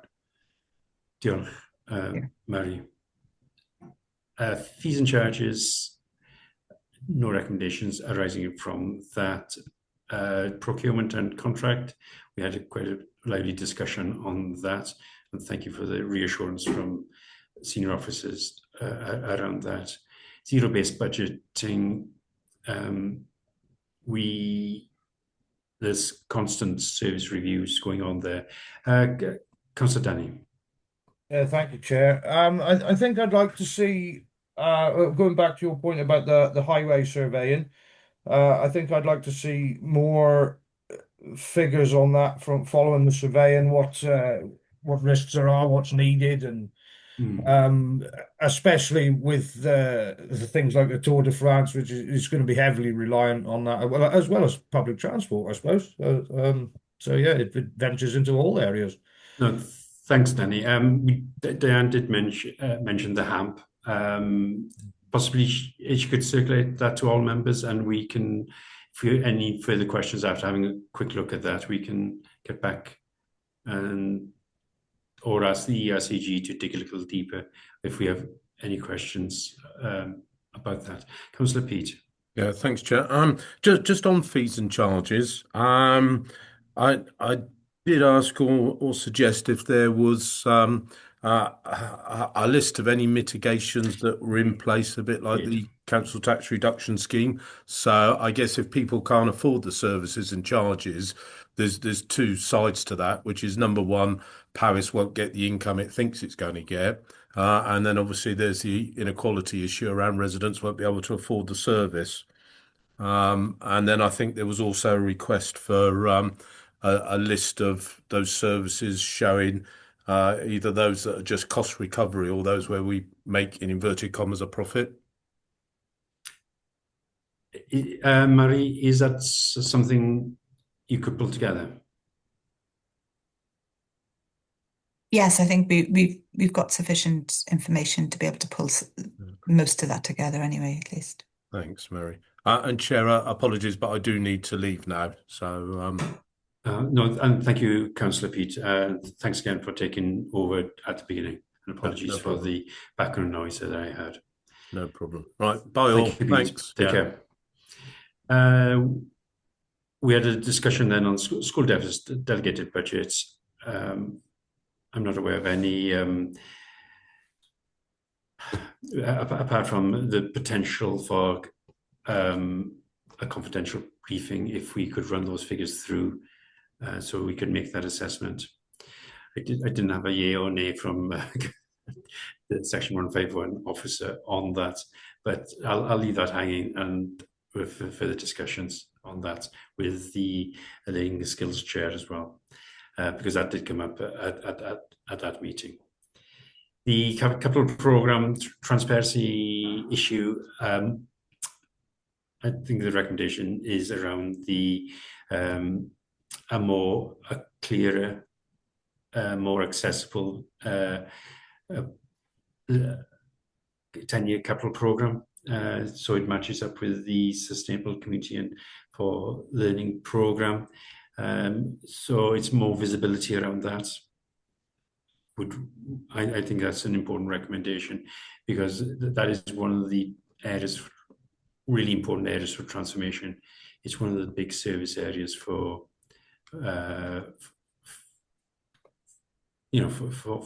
Powys.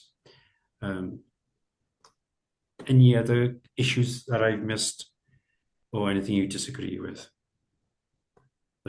from that quick summary?